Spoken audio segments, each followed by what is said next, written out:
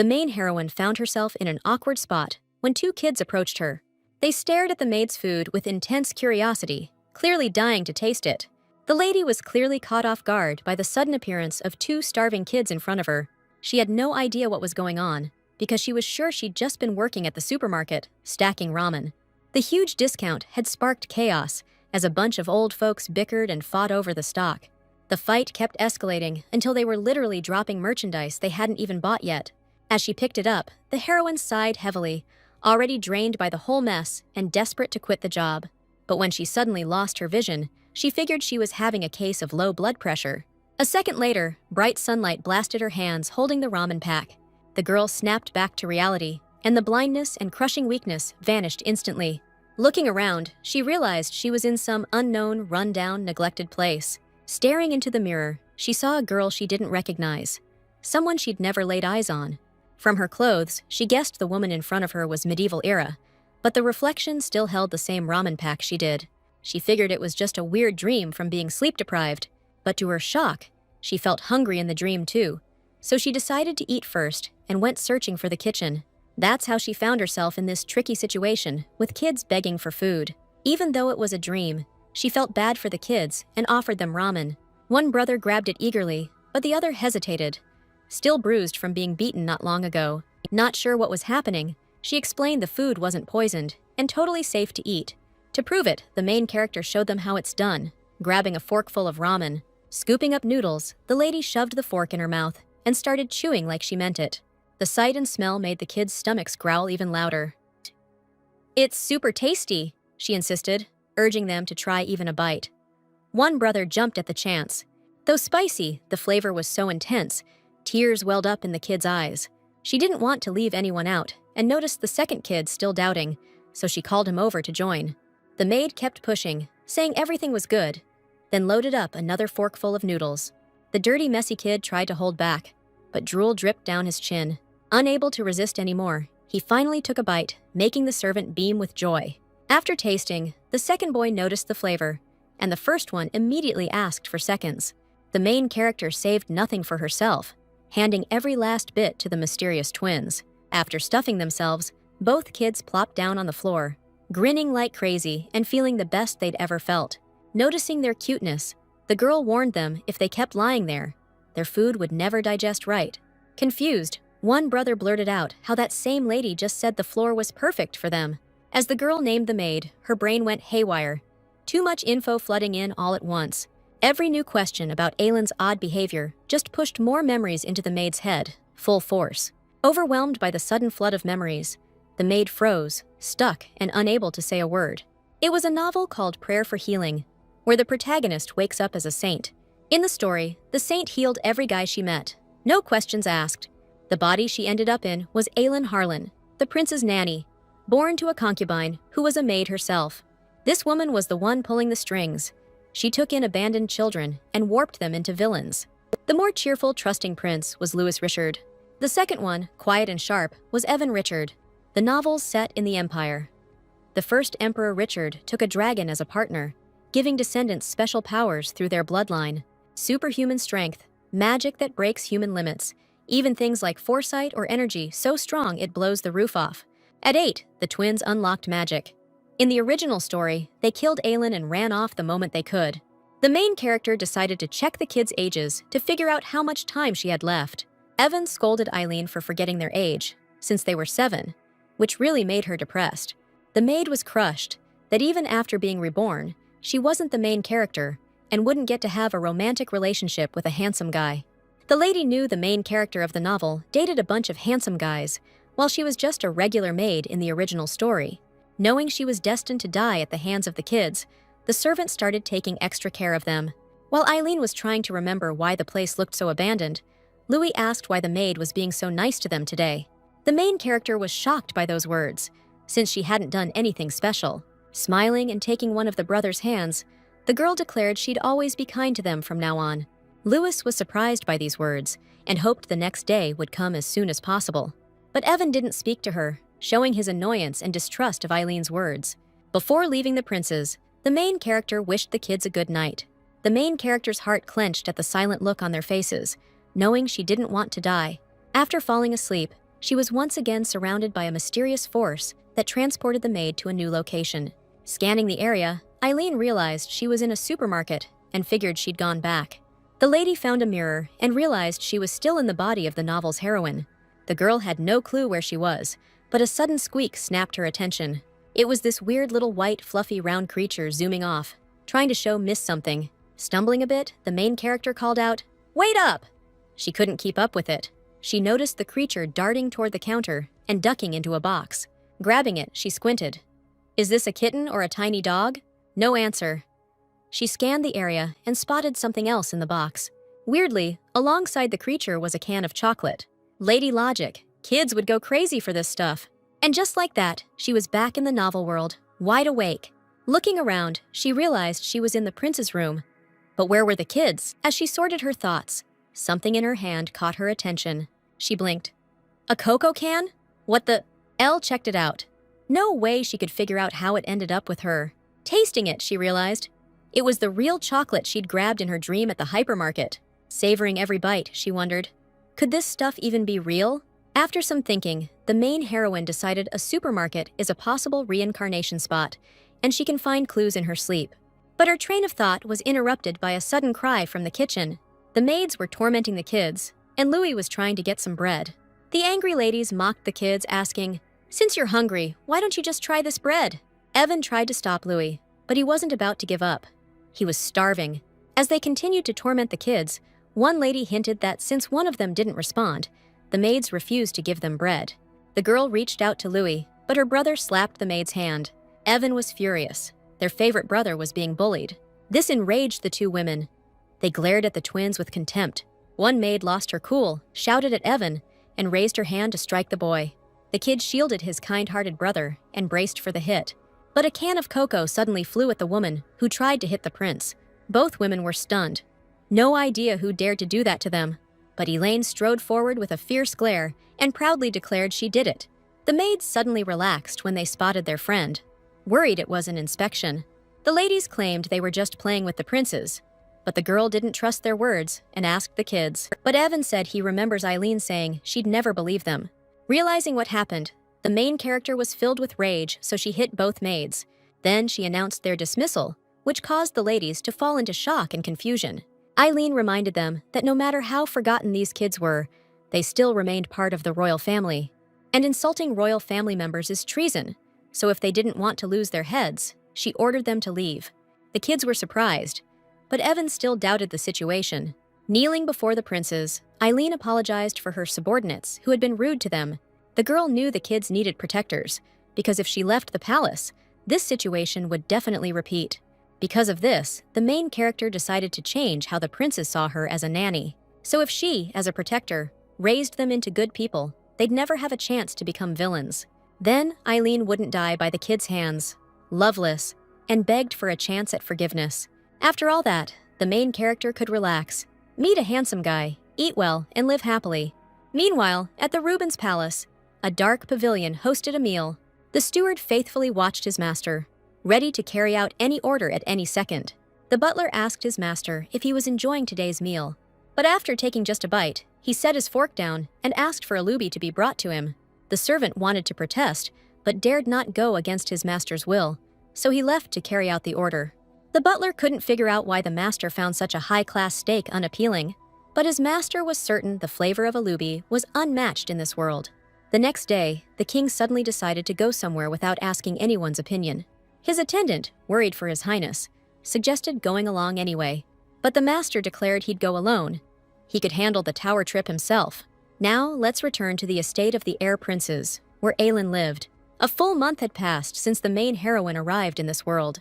Right now, she's trying as hard as she can to adjust to life as a nanny. Aelin's daily routine had her up early to prepare breakfast for the kids. Then, she spent time watching the heir princes play and cleaning the palace. By lunchtime, the main heroine cooked, grabbed a quick bite, and kept cleaning. After dinner, she tucked the kids in, telling them bedtime stories. She realized housekeepers are some seriously incredible creatures. Aelin's room blazed with brilliance and wealth that surpassed a prince's quarters. The room held a chest brimming with countless jewels and trinkets. Every time the main character walks by, she gets even more certain the former occupant was a total jerk. The nanny visits it just to grab the cleaning essentials, not the jewels. A box of basics for someone obsessed with cleaning. Aylin didn't even get how all this happened. How everything led to this. Every day, the main character wakes up in the middle of an empty megamart. By now, she's gotten along great with a fluffball named Hyangi. She also learned she could only take what fits in her hand, nothing bigger. While the main character grabbed a spray bottle and headed to clean windows, a girl suddenly barked from behind. A cheerful maid came to report she finished cleaning the East Wing's windows. Her name was Emma, new to the cold palace, always amazed by the nanny's tools. The main character found a palace HR assistant, pasty at first, now healthier. Together, they pushed the castle to blinding, sparkling cleanliness. As the two girls were chatting about cleaning products, one of the princes sprinted over. Aylin asked if it was fun to play Louise, and he beamed with enthusiasm. The prince grinned and declared, "With my tree-climbing skills, I'll fetch some apples for the nanny in no time." Miss admired the prince's striking hair, a royal family trademark. Evan ran over too, trying to show off to Aylin, but was a bit miffed he didn't get noticed right away. Aylin caught sight of him and quipped, "How long have you been standing there? What do you want?" But the prince just turned away and bolted, while the nanny mused over swapping scrambled eggs for fried. Emma blurted, "Ugh, talking to Prince Evan is kinda tough, right?" But Miss knew he was a sweetie, just shy, and recalled how in the novel, things were peachy until the kids moved in with the protagonist. Because in the novel, the real plot twist began when Kashar showed up. He was the ex-heir prince who was dethroned after going mad. The main character saved the heir by nixing the med's side effects and curing his madness. The twins and Kashar banded together, then hatched a plan to yank Elsie out of the temple. They vowed to fight tooth and nail to take her with them. That clash became the story's main drama. And now, it might all change. While cooking, the main character realized that tossing in a male lead would turn this into a total mess. She wanted to make stew, but ended up going with a new soup recipe. She was excited to cook the soup in that fancy clay pot she bought at the supermarket. But when she suddenly felt someone unfamiliar behind her, she immediately whacked them with the pot. Aylin guessed it was a thief who had sneaked in through the back door. The lady didn't expect anyone to be here. She'd woken up early just to get her meal in. But the thief was giving off this weird glow. Looking at the guy she'd just knocked out, the maid was stunned. There, lying before her, was a blonde with stunning, refined features. Blown away by his looks, the maid's amazement had no limits. She'd never seen anything like this. After calming down, she realized someone with such looks couldn't be a stranger. After a moment's thought, Aylin recalled that there weren't any blondes in the Richard Empire, except the royal family. There's only one arrogant book hero in the story, a blonde with red eyes and a big ego, Duke Kashar. Checking his eye color, the main character flipped. She couldn't believe it. She panicked. Because in the original story, Kashar had this mania disease that made him randomly kill and destroy things. The Emperor doesn't know it's a curse that got the Duke exiled to the battlefield. To keep his madness in check, he ate a toxic fruit called alubi. Miss felt ashamed she'd whacked the headache-ridden patient with a clay pot, but questions lingered about why he was here. The heroine, not seeing even a hint of improvement in Kasharu, assumed he was dying, and now the girl was terrified. There'd be no mercy for what she'd done. She tossed the body into a supermarket cart and hurried to ditch it. Aylin was in a hurry. Before Kashar woke up and the sun rose fully, dragging the body uphill, Miss realized the Duke would think it was an attack on him. The weight of the body and the relentless sunrise made her nerves worse. Climbing uphill, the heroine spotted a towering, opulent spire. That was the tower bearing the royal family's crest. Kashar's mother was locked inside. The emperor locked his wife up for birthing a mad son. Kashar visited her every year. Realizing how close they were to the tower, Aylin got why the Duke suddenly appeared. But as Miss zoned out, the guy snapped awake and tackled her to the ground. Kashar pinned her down, glaring. He needed to know who she was. The nanny tried to say something, but fear left her tongue-tied. Desperate for answers, the maid asked if he remembered anything at all. Eileen explained she didn't want to toss him out. She just assumed some thief had broken in. He didn't make sense of the girl rambling at him, but he cupped his chin and demanded she open her eyes. Terrified, the heroine burst into tears, begging someone, anyone, to save her. Staring at the girl, Kashar finally pieced together what had happened. This lady whacking a thief and wanting to dump the body? It got under his skin. Duke clutched his head, muttering there were plenty of ways to ditch the evidence. But the second Eileen sensed his grip loosen, she bolted, rage burning in his eyes. Kashar snarled he'd kill her, but Eileen didn't flee.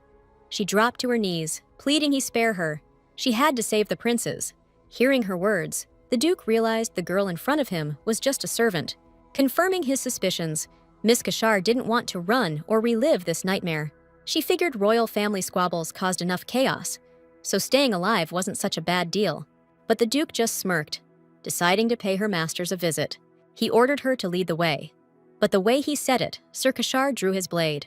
The main character was scared out of her mind, but led the Duke to the princes out of desperation. As soon as he walked into the castle, the Duke asked what his girl had hit him with. Flustered and awkward, Eileen shyly pointed at the clay pot. He felt uneasy while the lady panicked about what to do next. She even thought maybe the Duke had come to kill Evan and Louis. While the lady was scheming how to whack Kashar with the pot again to erase his memory, the door to the room swung open. The princes walked in, just woken up and curious about what was happening. Louis wondered who this stranger was standing in front of them. The kid barely thought and guessed the guy must be Eileen's boyfriend. But not wanting to let go of the nanny he'd taken a liking to, he threatened the stranger and refused to let her go. The other boy even thought maybe the guy was a villain who wanted to kill them. Louis spotted the shattered pot and grabbed a big shard in his hand. The heroine feared the kid would cut himself, while the prince aimed to stop the villain. Every second made Eileen's nerves worse as the situation escalated. Even with a bare blade, Louis's courage held strong. Elaine knew full well that if Kashar wanted to, he could kill anyone without leaving a single trace. The main character, worrying over the twins, decided to take a desperate risk, not knowing what might come of it. Grabbing the Duke's hand, the maid announced she was his girlfriend. Terrified, the nanny gripped his hand tighter and begged Kashar to relax. Louis wasn't buying it and asked the man again if it was really true, while even quietly tried to grab the sharp object. She apologized for her boyfriend stopping by for a visit. Miss tried to immediately escort the Duke out of the house, but after getting a threat, she offered to let him in instead. Seating all three in the dining room, the main character rushed to make breakfast. They sat at the table, all eyes on her as they waited for her to bring the meal. Watching them settle at the same table, the main character felt like she was in a sitcom. Ordering Emma to set the table, the nanny hurried to get everything ready. Stepping closer to her charge, Miss told her not to leave the Duke and princes alone. Kashar shot back that he heard every word and wanted the breakfast ready fast too. Elaine stood there beating the fish, wishing he'd lost his memory. After a while of this, she realized why couples always bickered during fish beating time. Waiting in the dining room, the group sat in tense silence, the air thick with unease. Louis, antsy for breakfast, noticed something off about the nanny's beloved. The prince, out of curiosity, asked what had happened to Kashar's head. Smiling, the Duke explained that someone had tried to knock him out and dispose of the body. Louis, shocked, guessed Aelin had been the one who hit him. The Duke clenched his fists, sneering as he agreed with the young prince's words. But before he could finish, the main heroine popped up from behind with food, asking when it had happened. The nanny said the bump hadn't faded yet, because Kashar hadn't eaten. Breakfast is the best medicine. Serving up a variety of exotic dishes, the heroine wished everyone a good appetite. Louis devoured the new dish, while Evan thanked her for the food. The Duke was floored. He'd never seen or heard of something like this before. Aelin said the dishes were from her hometown and urged them to eat while it was still hot. The heroine remembered a scene in the story where Kashar had seafood, so she guessed he'd like fish. After the first bite, the Duke's eyes bulged with surprise. The heroine was a nervous wreck, not sure if he'd liked the meal. Hearing the not bad assessment, the nanny perked right up and wanted to know just how not bad. Kasha said it was good enough to ease the headache, so Miss started feeding him with a spoon. After he finished eating, the man stared at the maid, lost in thought for a moment. Then he whispered how long it had been since they met. The lady, feeling anxious and playing along, guessed it had been 3 years. Smiling, Kasha suggested the maid take their relationship to the next level. The main heroine never saw it coming and thought the Duke had snapped. Everyone in the hall froze, waiting for Eileen's answer. Standing up, the Duke noted the conversation was as shocking as a sudden punch to the head. Miss felt relieved, thinking Kasha was about to leave. But the guy got down on one knee, kissed her hand, and said Eileen aced the breakfast.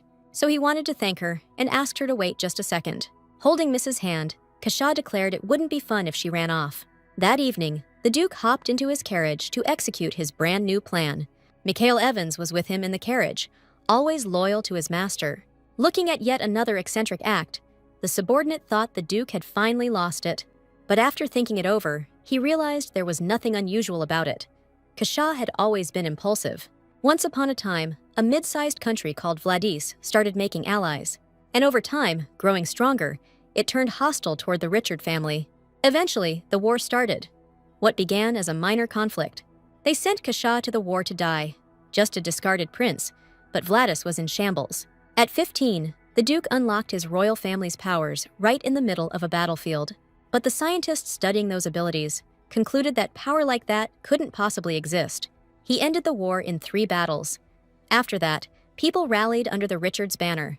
And for that, they gave Kasha the title Vladis. Mikhail couldn't wrap his head around what went down on the Empress's death anniversary. With a grin to at least spark some curiosity, Kasha mentioned he'd met an interesting girl. While on the road, the Duke couldn't stop thinking about the events of that packed day. Approaching the prince's castle, he caught a familiar sweet smell he hadn't inhaled in forever. He couldn't fathom how a lady had the guts to knock him out and toss him aside. Like, he wasn't even wounded in battle. That girl was just plain nuts. At first, the second he heard the word sweet, he wanted to kill her on the spot. The pleasant, never-before scent couldn't help but leave the Duke dizzy. The dish was piquant and spicy, incredibly delicious, and also eased his pain. Kasha was ready to forgive anything for this, and remembered it was from dried fish. He wondered if he could replace the poison with something else. Could he regain his sense of taste? After thinking it over, Kasha double-checked whether the imperial family actually lived near the tower. He asked to track down info on this nanny, since he owed her and wanted to repay her. A while had passed since Aylin met Kasha. He sent a ton of different people with a ton of gifts to her. The lady was super flustered by all the wealth, and decided to find out who it was. The main character had no idea what was happening, or why the Duke was showering her with gifts. The girl figured Kasha would leave and forget her. But the next day, the cold palace was bursting with gifts. She also met Mikhail, who kindly handed her a letter. Long story short, it said if Miss didn't accept the gifts, she'd be killed. The nanny knew if they asked for the gifts back, she'd have to give everything back. The twins were the happiest with all the gifts and new people around. Eileen immediately started stressing over the kids, but the man happily waltzed over. He was Viscount Schopenhauer, who had brought gifts for the princes. It was a variety of toys, with a massive castle at the center. Since the lady was worried she had to keep everything safe to return later, she insisted no one touch anything.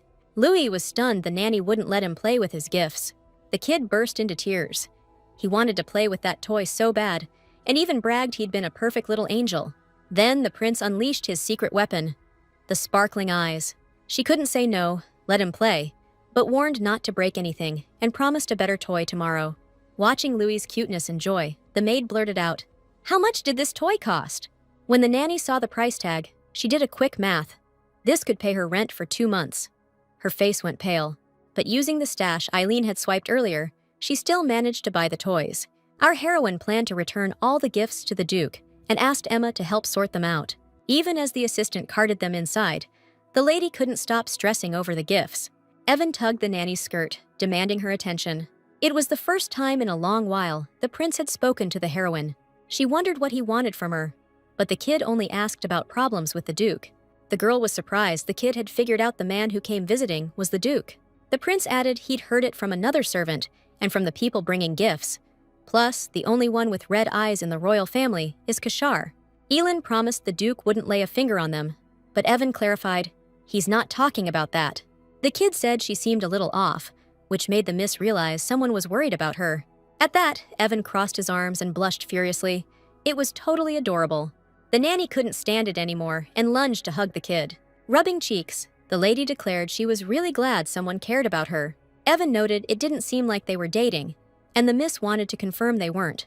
But from behind, the Duke's voice suddenly cut in, repeating Elin's words, then added in surprise that the miss feared her lover. The heroine wondered what he was doing there, but the Duke immediately invited her out in a cold tone. The man before her was terrifying, yet so handsome it gave the lady mixed feelings.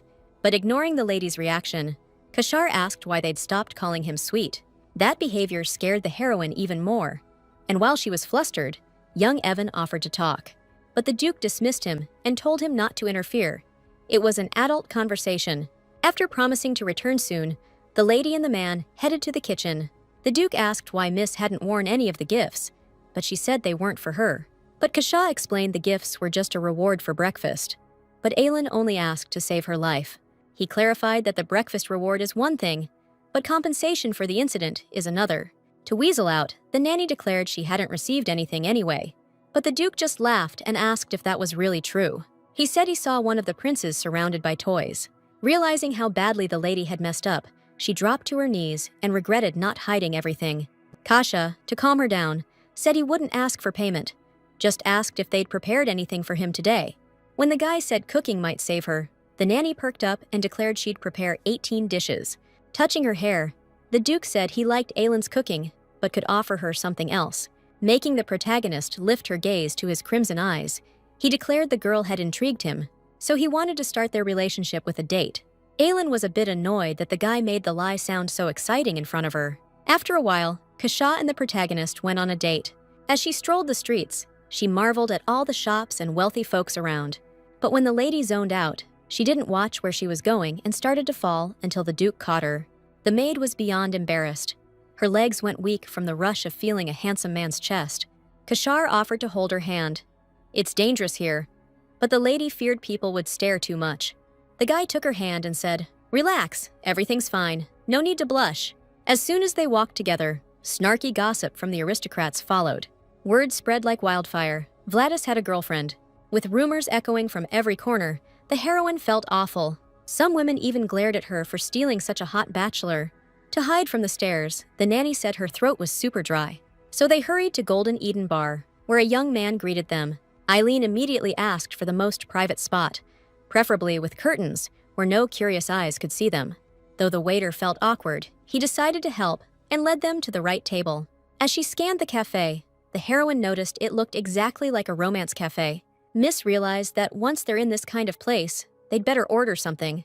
While the Duke ordered all the popular items, the lady was furious about the local prices. After taking the order, the waiter rushed off, leaving an awkward silence between them. She couldn't tell if her head was spinning from fear of dying or his hot looks, but either way, it felt super awkward. Noticing her fidgeting, the Duke told her to chill. It wasn't going to bite. His words eased the maid's nerves, but Kashar clarified it hadn't bitten yet. He reiterated that Eileen had intrigued him. That's why he'd sent the gifts and asked her out. She guessed maybe he was interested because she came from a lowly background. Their chat got cut short when the kitchen delivered all their ordered dishes. Miss was blown away by the dessert selection, until the waiter brought water and she got sad. The Duke offered her his dishes, but she instantly refused. She didn't have that kind of money. Laughing, he declared, "Enough joking, just eat." He was paying. His words touched and flustered her. Her heart raced a little faster. Giving up her stubbornness, the lady finally tried the desserts. The tempting presentation made her expect big things from these delicious-looking treats. But the first bite made her realize something was wrong with the food. It's sweet, and they must have used expensive ingredients. But something's missing from the taste. The lady realized these fancy treats don't beat a simple pie. The Duke noticed the girl wasn't impressed and asked why. To steer clear of this, Eileen offered the guy a bite too. She jammed the fork in Kashar's mouth so fast it made him flustered. He steadied himself, then nibbled the fork the maid handed him. Then he flexed his charm again, proving how effortlessly perfect he is. But snapping out of it, the girl thought, what's the point of a guy like him wasting time on a nobody like her? So she set the fork down and asked straight up if she really wasn't his type. Kashar blinked. He thought he'd already answered that question. The Duke just smirked, figuring she'd see through his act, and now liked her even more. Kashar even doubted his performance. He'd been trying so hard to sell it. Sighing, Kashar said he doesn't need anything but a lover. The Empress is pushing him to marry. The Duke explained the Empress is desperate to find a woman matching her standards. The heroine's heart raced. This could be Empress Valleno herself. This woman was the main villain of this story, and she made her son the heir to the throne. She originally planned to get rid of Kashar in the war, but he came back as a great duke. Now the Empress wants to find the Duke a lover, so she can keep spying on him. The heroine wondered why the Duke was looking for a lover right here. Aileen knew full well that no matter how handsome Kashar was, this was super risky. She was worried she'd catch the Empress's attention, and something bad might happen to the twins. The Duke, after finishing his plate, said he really liked the Mrs. Food and found her pretty amusing. Then, in a deliberate and provocative move, he licked the crumbs from the lady's cheek. He also pointed out that everything here was pretty bland, which made Aileen way better. By evening, the heroine was sent back to the cold palace. The miss couldn't figure out why she'd been so quiet, but in the end, she said she was now Kashar's actual lover. Aileen was driving herself crazy trying to forget about that handsome Duke. When she returned to the cold castle, the lady noticed a bunch of girls waiting by the gate. Emma's expression made it clear she was confused and didn't know what to do. As the heroine approached, she asked, "Who are all these people gathered at the castle?" One of the women present, obviously of higher status, said she wanted to see the princes. Elaine told her the lady could talk to her. The aristocrat smirked unhappily and handed over a letter. She announced the reason for the visit. Lady Leman is inviting the princes to dinner at Ullage. Elaine was shocked because such an important event was in the novel, and the maid forgot all about it. The Ullage dinner is a special annual event hosted by Lady Leman, a society woman and top figure in the Empire's restaurant business. Every family brings special drinks and delicacies made with secret recipes. In the original novel, the twins were invited to the dinner, but a drunk aristocrat stabbed Evan with a decorative knife. It was an accident, staged to impress Empress Vieno, who despises every royal family member except the heir prince. She intentionally invited the princes to the dinner and disguised the incident as a fight between the twins. Elaine found this strange because the event happened in spring, when the princes were 8 years old. She didn't get why the invitation came 10 months early and couldn't believe the original story was changing. The heroine speculated it might be because of meeting Kashar.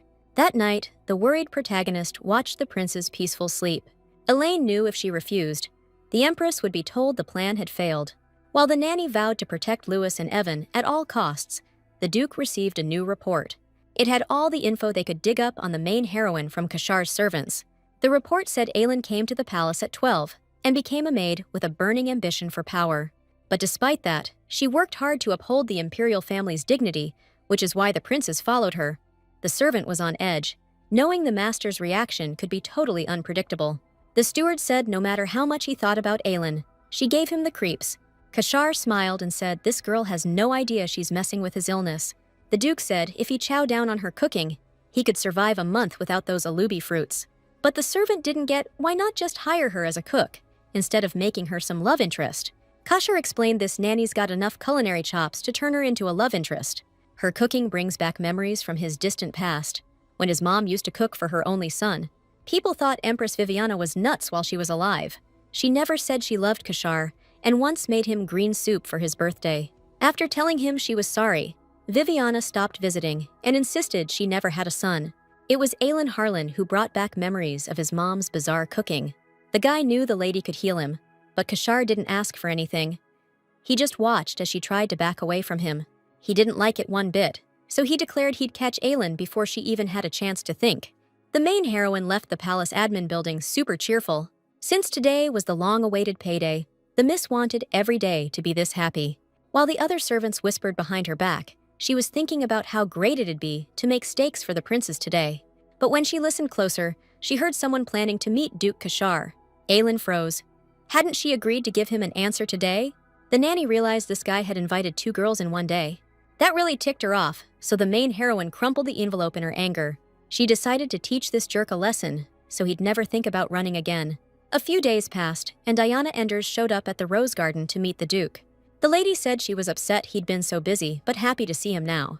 Kashar remembered Viscount Enders was the Empress's trusted aide, so he wanted to send her away. But a girl's unexpected voice cut him off, calling him sweetie. Turns out a new girl had just walked into the Rose Garden, and no one had expected her. Main heroine, tears streaming down her face, screamed that Kashar had betrayed Lady and rushed toward him. Then she dashed in, buried her face in his chest, leaving the Duke completely baffled. Everyone watching the scene was stunned. Eileen lifted her gaze to him, voice trembling. "Is our 3-year relationship really ending right here?" She pressed on. Were all those sweet words he whispered to her just lies? The guy scanned the heroine, instantly recognizing his gifts on her. He urged her to calm down. "The Viscount's daughter was just talking to me." Kashar begged. "How can I prove my words are true?" He gently brushed her cheek. "You're the only one for me." The crowd gaped in shock. Lady Jayain turned pale and swooned. Duke yanked off his coat, threw it over her shoulders. "I'll stay right here until you calm down," he ordered. "Forget that pumpkin-faced girl." Hearing this, meeting his gaze, the heroine blushed furiously. Kashar's illness forced him off the throne. The Emperor made a contract to contain his madness. He'll vanish once his madness fades. This contract's a dog leash. Later, the heroine and the guy headed to their prearranged meeting spot. The Duke complimented her appearance. Truth be told, he was genuinely stunned. Crossing her arms, the heroine blushed and said it was all Emma's doing. After making a couple of jokes, Casper asked if Eileen would become his girlfriend. Even if it was a fake engagement, the lady agreed with one condition.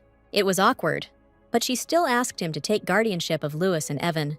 The Guardianship Institute is a system where a powerful family, or the Emperor, raises an orphaned kid until they're adults. Eileen knew she couldn't protect the kids alone. They needed serious strength and authority to stay safe. Exactly what the Duke had. And the lady knew she wouldn't get another shot at this. Casper caught on fast. She was after protection from the Empress, so he went along with it. But his catch was that the heroine had to cook for him personally. The lady turned beet red and asked how long she'd be stuck doing it. The Duke said it'd last as long as he wanted it to. She thought, maybe one day she'd make such bad food he'd ditch her on the spot. Weighing it all, Eileen gave in and asked to sign the contract. After he rang the bell, the butler showed up right away. Caspar told him to draft a notarized agreement. Within minutes, the servant handed them the paperwork they needed. It was also written that when they needed to part ways, they'd just calmly say goodbye. The catch was, if one of them found their true love, they'd split up. The Duke fell silent after hearing that and started thinking hard. Eileen wanted to make sure Kashar didn't fall for the main character in this novel, to protect the princes. Because in the original novel, Elsia and the hero Michael end up together, and the Duke starts a brutal war that swallows up the whole continent. If things went the same way, Eileen couldn't even imagine what would become of the princes. Noticing Kashar wasn't rushing to say anything, the lady asked if he wanted to add any conditions. Instead, the Duke let out a dramatic sigh, signed the contract, and said he'd keep it. After wrapping up, they rushed outside. Each had a bunch of important stuff to do. The lady offered her hand, saying she hoped they'd work well together in the future. But instead of the expected handshake, the Duke suddenly grabbed her hand and kissed it. Eileen was totally flustered, and every passerby turned their heads. Then, stepping closer, Kashar made a request for the lady to take care of him. That same evening, the palace maid at the Empress's castle was begging for mercy. Valleno didn't care. All she did was complain about the maid screaming like a wild animal after the beatings. While beating the servant, the Empress fumed that Kashar had the nerve to mock her. He'd scolded her earlier for shoving his woman on the Duke. He also said the Empress kept sending new girls whenever he already had a girlfriend. So the Emperor wanted to know why his wife thought she could get away with this. The palace started buzzing about the Duke's lover, who'd just dragged the Empress into the dirt. The nursemaid taking care of the princes was getting called an angel. The Empress remembered Eileen Harlan, the one who'd just crushed her pride. When she calmed down, Valleno started thinking about why Kashar had hooked up with the servant. Sipping wine and staring out the window, she thought back to the previous Empress, Vivian. Madame remembered how the Emperor had genuinely loved the beautiful mother of Kashar. But that only lasted until Vivian lost her mind. Valleno spotted a perfect chance and decided to go with her original plan. She tried to kill Kashar and blame it on the crazy Vivian, but the Empress botched the spell. The guy just snapped. Even though losing the Duke's title eased her guilt, it still gnawed at her. The lady couldn't figure out how she managed not to lose her mind, and guessed the maid wasn't as simple as she looked. Valleno also remembered that Marquise Tuberos had invited the abandoned princes to a party in Oloje, which made the Empress hatch a new plan and smash a glass in giddy anticipation of revenge. The handmaidens fretted that Her Highness could cut herself on the broken glass, but she paid no mind, just asked for a pen and paper, wanted to stare that brat down herself. The handmaidens then reported that Crown Prince Valentine and 7th Prince Michael are asking for an audience. Madame agreed to receive them and headed to the reception room, where her worried son was already waiting. As soon as the Empress entered, Valentine rose at once. He was really worried about her. He'd heard the rumors that his mother wasn't well and said he didn't believe them. Touched by her son's concern and his defense, Madame decided to ask what the 7th Prince was doing here. Turns out he came too, worried sick about his mother. The Empress wasn't impressed and ordered him to stop spouting nonsense and help the Crown Prince. Valleno was so bitter toward him. After giving birth, she lost her looks, and the Emperor started avoiding her. Plus, he had no authority as a member of the imperial family. Madame called him a useless thing and went to have tea with her eldest son. Valentine smirked at his younger brother, basking in his superiority. A week had passed since those scandalous events everyone in high society was buzzing about. Emma didn't get what the nanny was up to, staring out the window through some weird gadget. The main character explained she was just waiting for something, kept scanning the area, then suddenly screamed. Warning she'd be out briefly, Aileen dashed to the Duke's carriage.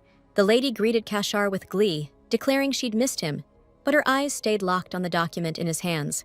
The maid tried a few times to grab it, but failed. Miss grew angry, took a clumsy step, and face-planted onto the Duke. The main character blushed, realizing she was sprawled on Casher's chest.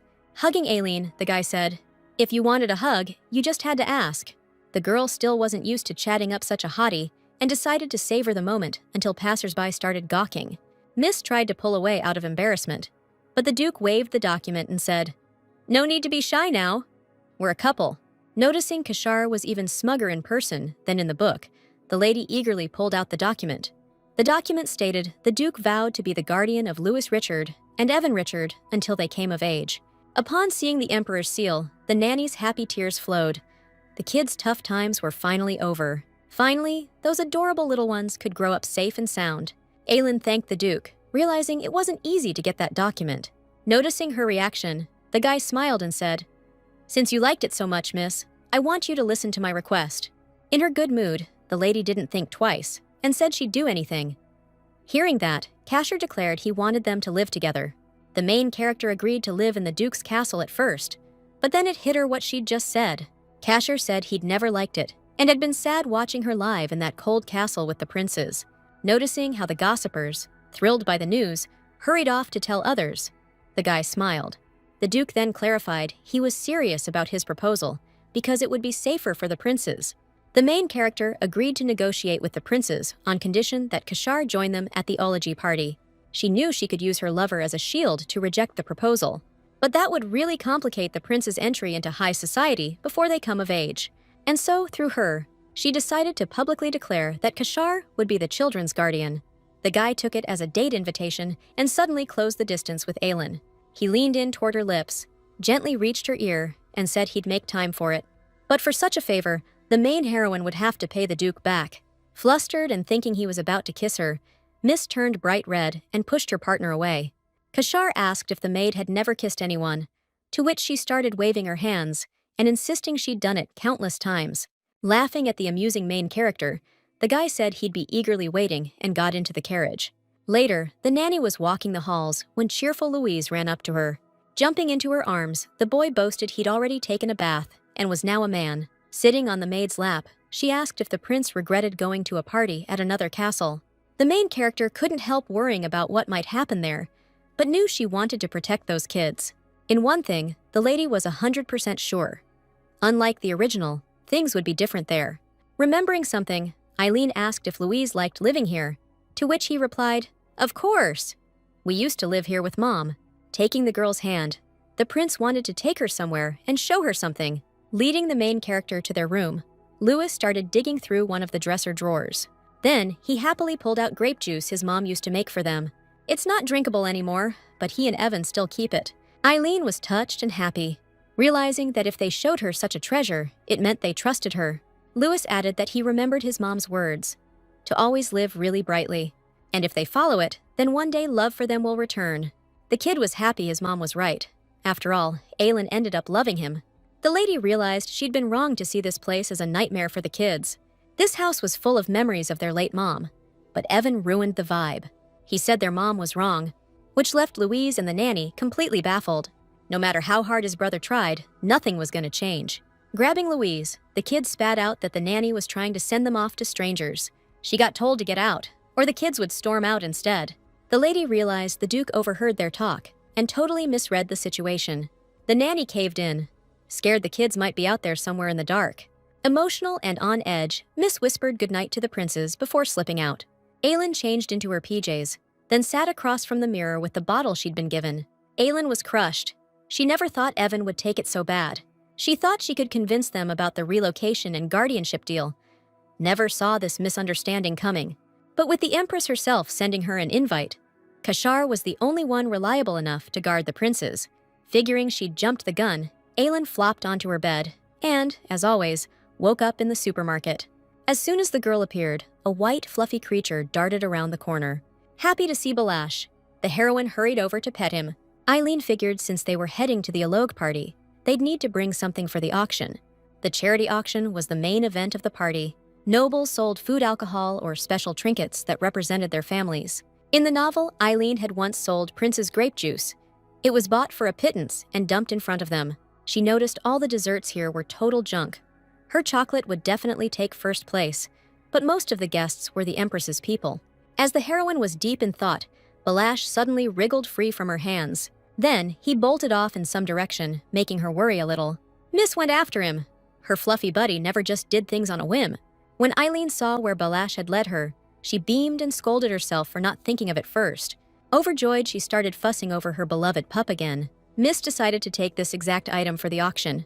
She'd grab something for the kids tomorrow. After saying goodbye to Balash till tomorrow, Eileen snatched up what she wanted and returned to her world.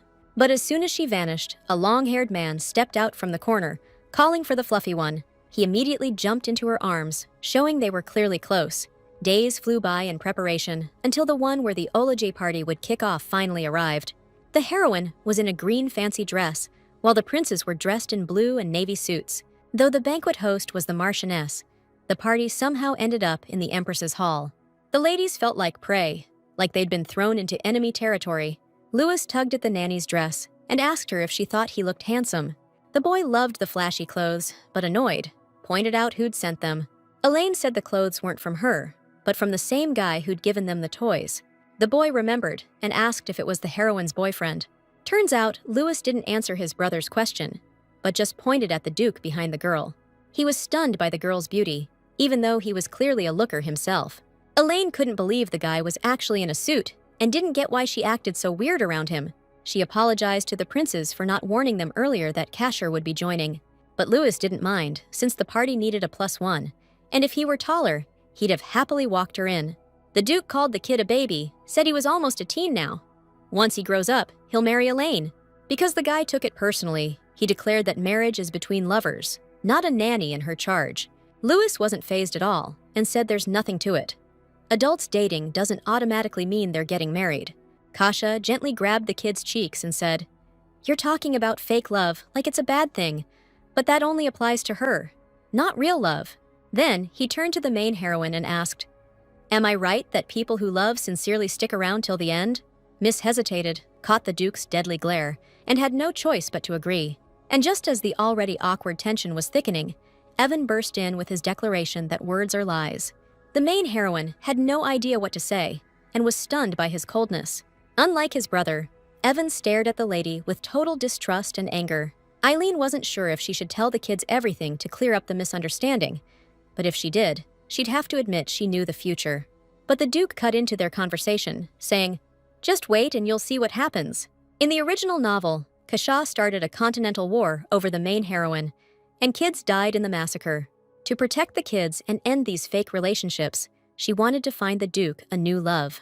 After gathering in one place and hearing their introductions, they all walked into the hall together.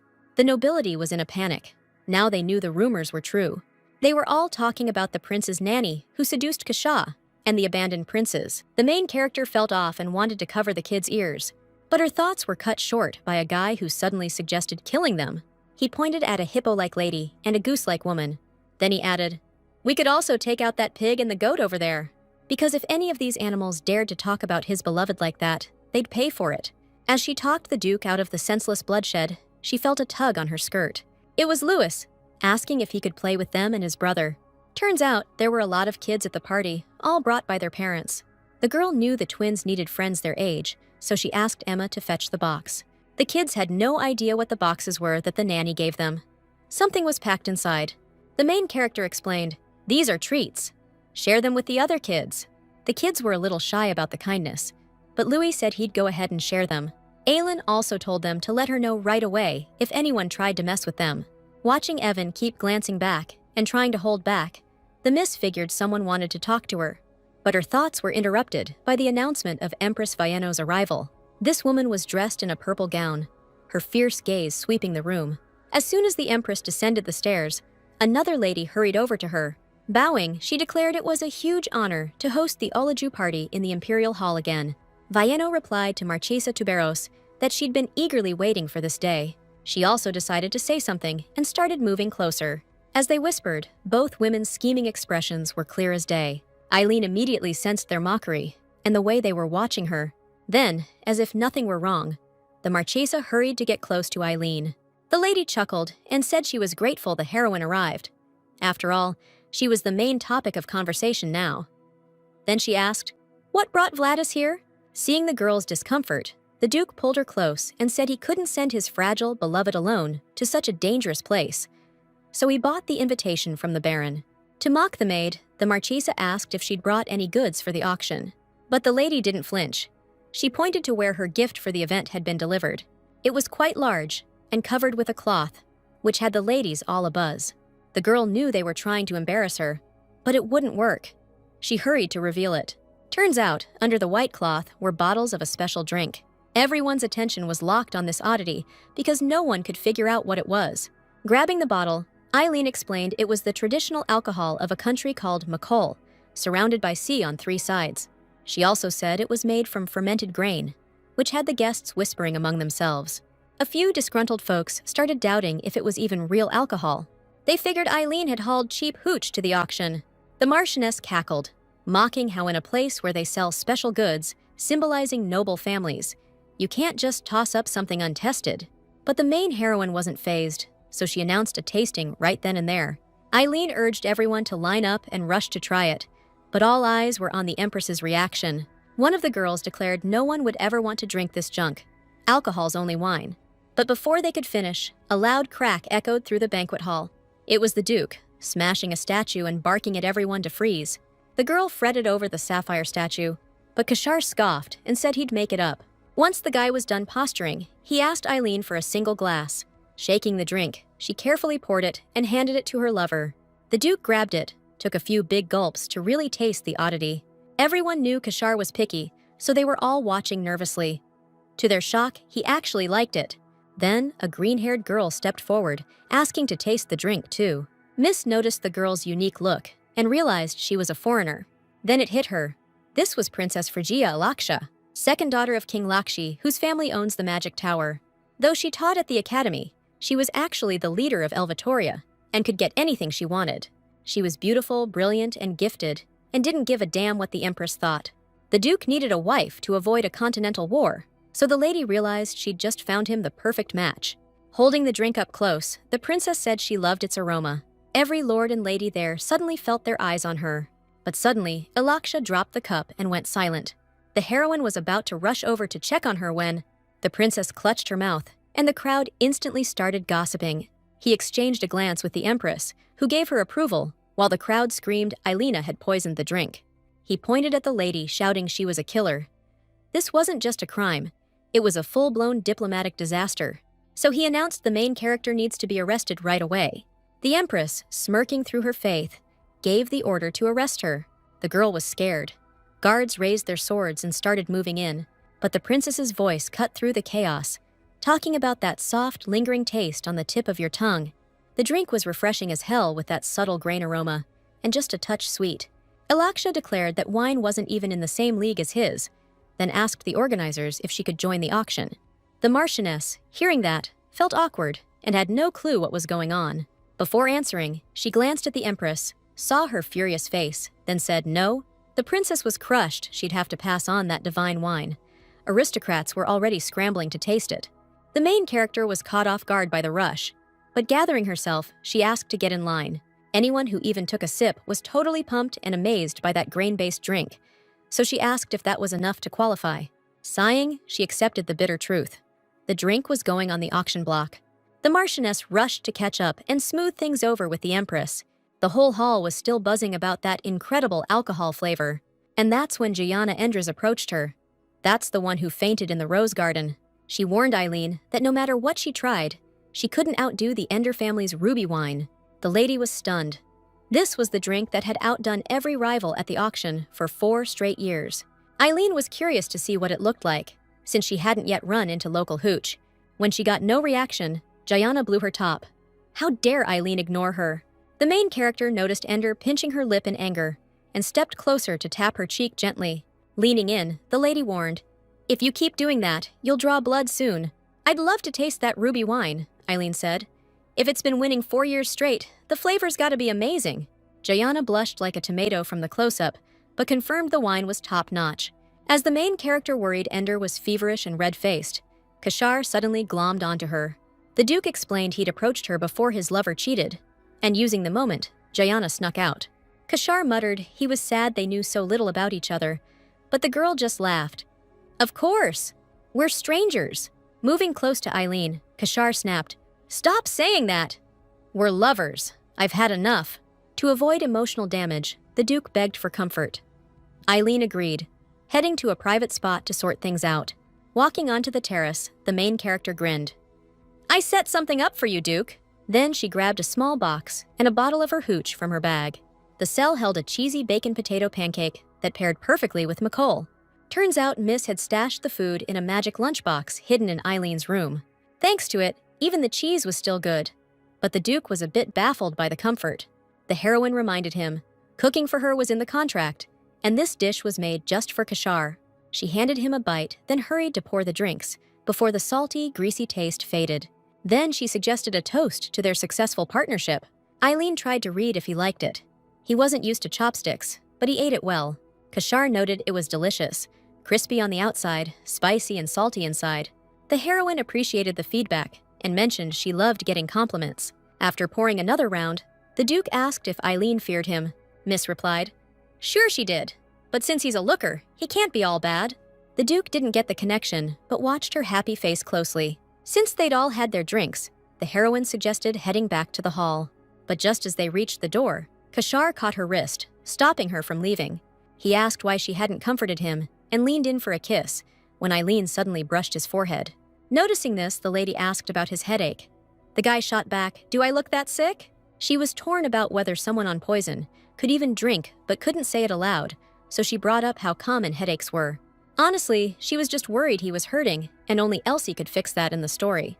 Either way, Kashara would have to meet his savior at least once. She also wondered if there were other ways to help the guy. Their awkward silence got cut short when Sir Michael asked the Duke to step outside for a sec. The Duke's aide gave the main character a suspicious, flustered look. Looking at his face, she got the vibe his expression had gone dark. Eileen headed to check on the kids, only for Emma to rush up to her. His nervous energy said something went down while she was away. Turns out the Eppletone heir and the princes had a showdown. A stranger's kid had his foot on the prince's offered gifts. He claimed the princes had no dad, said they lived alone in that icy palace with the Duke as their guardian. Main character sprinted toward the kids as fast as her legs could carry her, but she caught Evan giving the kid a brutal beatdown. Aelin tried to calm him down, but the Eppleton heir threatened to tell his father everything. At one point, the mother of the beaten Giovanni caught sight of the scene too. They immediately started blaming Aelin for teaching the kids to fight. She declared the Eppleton heir wronged her princes, which made the nanny furious, but they didn't see it as a reason to beat their kid. The Empress saw a chance here and declared the little princes were in the clear. Then, with a sly smile, she asked the Marchioness for her take on it. The heroine tensed up instantly, sensing serious danger. Madame claimed the twins are too young, so whoever's closest to them is at fault. Aelin realized it was all planned, but she didn't back down. Louise and Evan are part of the royal family. Refusing to acknowledge that's an insult to the imperial family. Scared, Giovanni's dad said it was just a kid's fight. The Empress slyly backed the Count's son and blamed Evan for swinging at him. The Eppletons perked up, feeling backed, and demanded a proper punishment. Vaina said even though Duke Vladis is the legal guardian, the nanny's mostly to blame. The scared, tearful kids hid behind the only one who tried to protect them. The Empress admitted she was partly to blame for leaving the prince's upbringing to just a nanny. The Marquise backed His Highness and declared the woman in charge of their upbringing deserved 30 lashes with the whip. Right after that, a knight showed up with a smug grin and a whip, clearly waiting for this moment. Eileen panicked and was terrified, but she couldn't walk away. Those kids were depending on her. The boys were so worked up and scared, sweat broke out all over their bodies. But the heroine stayed calm and quickly ordered Emma to take the princes away. The woman hesitated, so the nanny raised her voice and demanded immediate action. Since she was the Duke's fiancée, they let her keep her dress on. She climbed onto the table, bracing herself for the pain.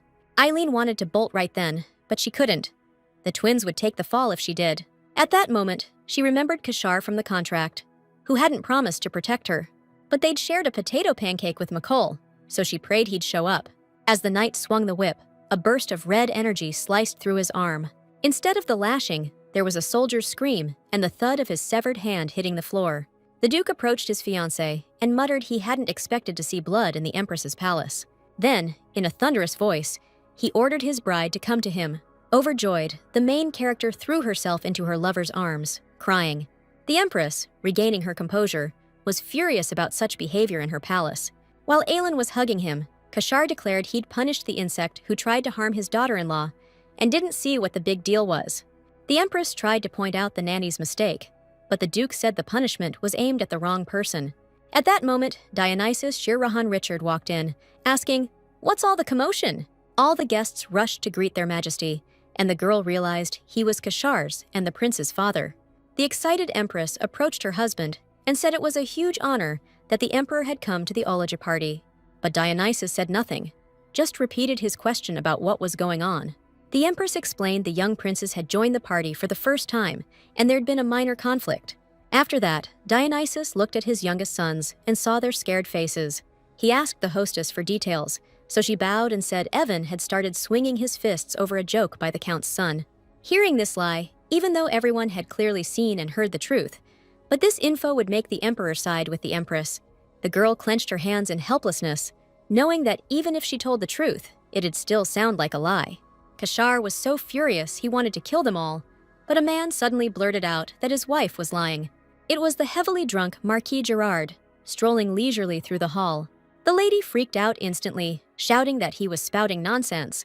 Watching him chug Macallie and keep chillin' like that, Eileen figured he was a total lunatic.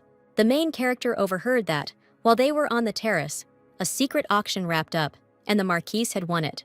The courtiers were stunned when they saw the final auction bids. The top spot went to Evan Richard and Louis Richard. Macallie products, priced at 4,900 gold each. Lady was beyond furious, calling her husband a crazy freak show monster. The Marquis explained his wife promised him he could buy whatever he wanted, since she'd be too busy terrorizing the nanny. Scared of the Marquis, she clamped his mouth shut so hard he couldn't breathe. Dionysus decided to press Marquis Gerald, wanted to know exactly what he meant. The Empress grabbed his hand instantly, telling him not to listen to the drivel of a drunk man. The Emperor declared he wanted to hear the Marquise's account. The Marquis bit his wife's hand to break free. The guy pointed at the Count and spat, "Your wife and the Empress conspired with those pigs to whip the nanny." Words like that had the whole Jeremy family on edge, panicking. The Emperor decided to issue an edict, targeting Count Eppletone and his wife for insulting the imperial family. Halfway through the edict, the family's faces were going pale, getting worse with every word. After that, Dionysus kept punishing the culprits, and the Lehman's wives for fraud would go to prison, while other charges would be reviewed in court. Realizing what kind of mess they were in, the Marchioness pleaded with tears in her eyes to the Empress. She said, "Doesn't Vienna know this is all one big misunderstanding?" But His Highness pretended not to know his friend would act like that. The main heroine couldn't even figure out why this happened when Kashar suggested they get out of there. Then Eileen rushed to hug the princes and said, "Let's not stick around here." A second later, they all piled into the carriage and headed back home. Only once they were clear of the castle did the girl calm down and get a clear head about the situation. The nanny checked if Louis was okay, and he agreed fast since she protected them. The girl wanted to ask about Evan too, but he didn't even turn his head. Louis asked if it was true his younger brother became their guardian now. Eileen realized her own fault for not telling them earlier, but still agreed, saying she personally asked for the favor. The main heroine admitted she begged for the prince's protection. Louis started crying once he realized they were totally helpless, and the nanny had to handle it all. Kashar said it's totally normal for kids to not be able to do anything. Louis said he wanted to protect Eileen when he grew up. After that, they started snuggling. Evan interrupted, "Even if you grow up, nothing will change. Abandoned imperial family members can't protect anyone." The Duke said the younger brother's way worse than the older one. "That's why my girlfriend chewed him out." Kasha explained, "If I can win the twins' affection, they'll stay with Eileen. She's their nanny, so it's weird to complain without even trying to protect her. So, who is she to you guys?" The boy clenched his tiny fists in anger and said, "I really hate her." Now Evan's certain the nanny's become super important to them. The kid apologized. He knew the maid was just trying to protect them, but he was still mad because he felt helpless. The girl was amazed that such a little kid had so much on his mind. He just couldn't open up to Eileen. While the nanny was thinking, Louise hugged her tightly and said, "She's the most important person in my whole world." The Duke sighed and asked, "Do you need my protection?" The kids nodded firmly. The main girl was shocked the kids actually accepted Kasha. He pulled his girlfriend in and said, "You've got 2 little knights now. That's pretty awesome." The The girl blushed under his tight hug. The Duke smirked. Guess I've got some young competition now. After a while, they finally made it to their palace. Before going in, Eileen stopped and said, I need to talk to the princes about something. Main heroine said she got a move offer to a place way better than this one, and it's not the Imperial Palace. Girl clarified it's Kashar's residence, and since he's their new guardian, it'll be way safer there. Hearing their home's not going anywhere, and they can always return, the kids agreed to the move. Louis asked, Now that we're all gonna live together, can we be a family? Agreed with him. Yeah, we can be that. Eileen's the mom, Kashar's the dad. As she said, that's not happening. The Duke's our older brother, he zoned out. He was pissed that her guts were growing. How she even tried to rough up his girl while he was in a meeting with the Emperor. Dionysus asked, How'd Kashar spend his mom's anniversary? She killed herself after getting booted from the throne and locked up. The Duke knew the Emperor always backs Fayeno, so he's trying to act like he never left Vivian. His Highness, hearing about Olaja's party, figured since he was at the Empress's castle, he'd stop by. He didn't know why Dionysus joined him, but it was lucky he wasn't around. Otherwise, he'd have cut off her head, not just a hand. He almost lost it, but held back.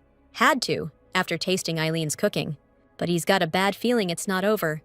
Kashar's wondering why he's so desperate to touch her. She sensed it and said, Princes are here. Rushed him to the carriage and thanked him for today. Grabbed her hand, kissed it, and said, First time I'll live with someone. Can't wait for you to move in. A little while later, faint cries echoed from the dungeon at night. With a wipe of his hands, Kashar handed the Apiltus case to Mikhail, and the Lehmans would have to wait, as they're close to the Empress. The servant, after listening to his master, said he'd follow the orders. Then the Duke asked about the progress on preparing Eileen and the princes. He smirked when he found out everything was done.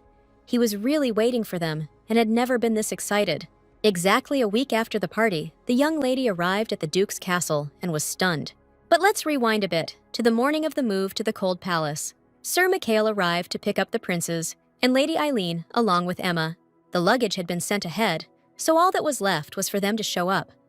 The kids had stayed up all night, waiting for this day. It was their first time leaving their estate, except for the festival, so the kids were buzzing with excitement. Emma was picturing the lavish garden at Reborn Castle. Couldn't believe she'd actually live there. The main heroine remembered the rumors. It was said to be made of crystal. As they passed the barrier guarding the castle, Mikhail warned it might jolt a bit, but not to worry. But, as it turned out, the Duke's house was nothing like they'd been told. After inspecting it and being horrified, the lady decided it was the Devil's Castle and guessed they had the wrong address. But Mikhail corrected her, saying they were in the right place. The nanny tearfully begged the man to say it wasn't true, but unfortunately, it was. Just then, it started to rain, and the main heroine thought even the sky was on her side. She was worried about what would happen to her princes in a place like this, but the kids were already rushing to hide from the rain. A pretty intimidating guy greeted them, clearly exhausted with bloodshot eyes. Grabbing the kids, Miss immediately started complaining to Mikhail about a ghost here, but he explained it's just the butler. Taking a candle holder, the guy introduced himself as Baladshu, the butler of Reborn Castle. The girl looked at his pointed ears and dark skin, realizing he was a Min from Varahan's dark realm. That made Miss nervous.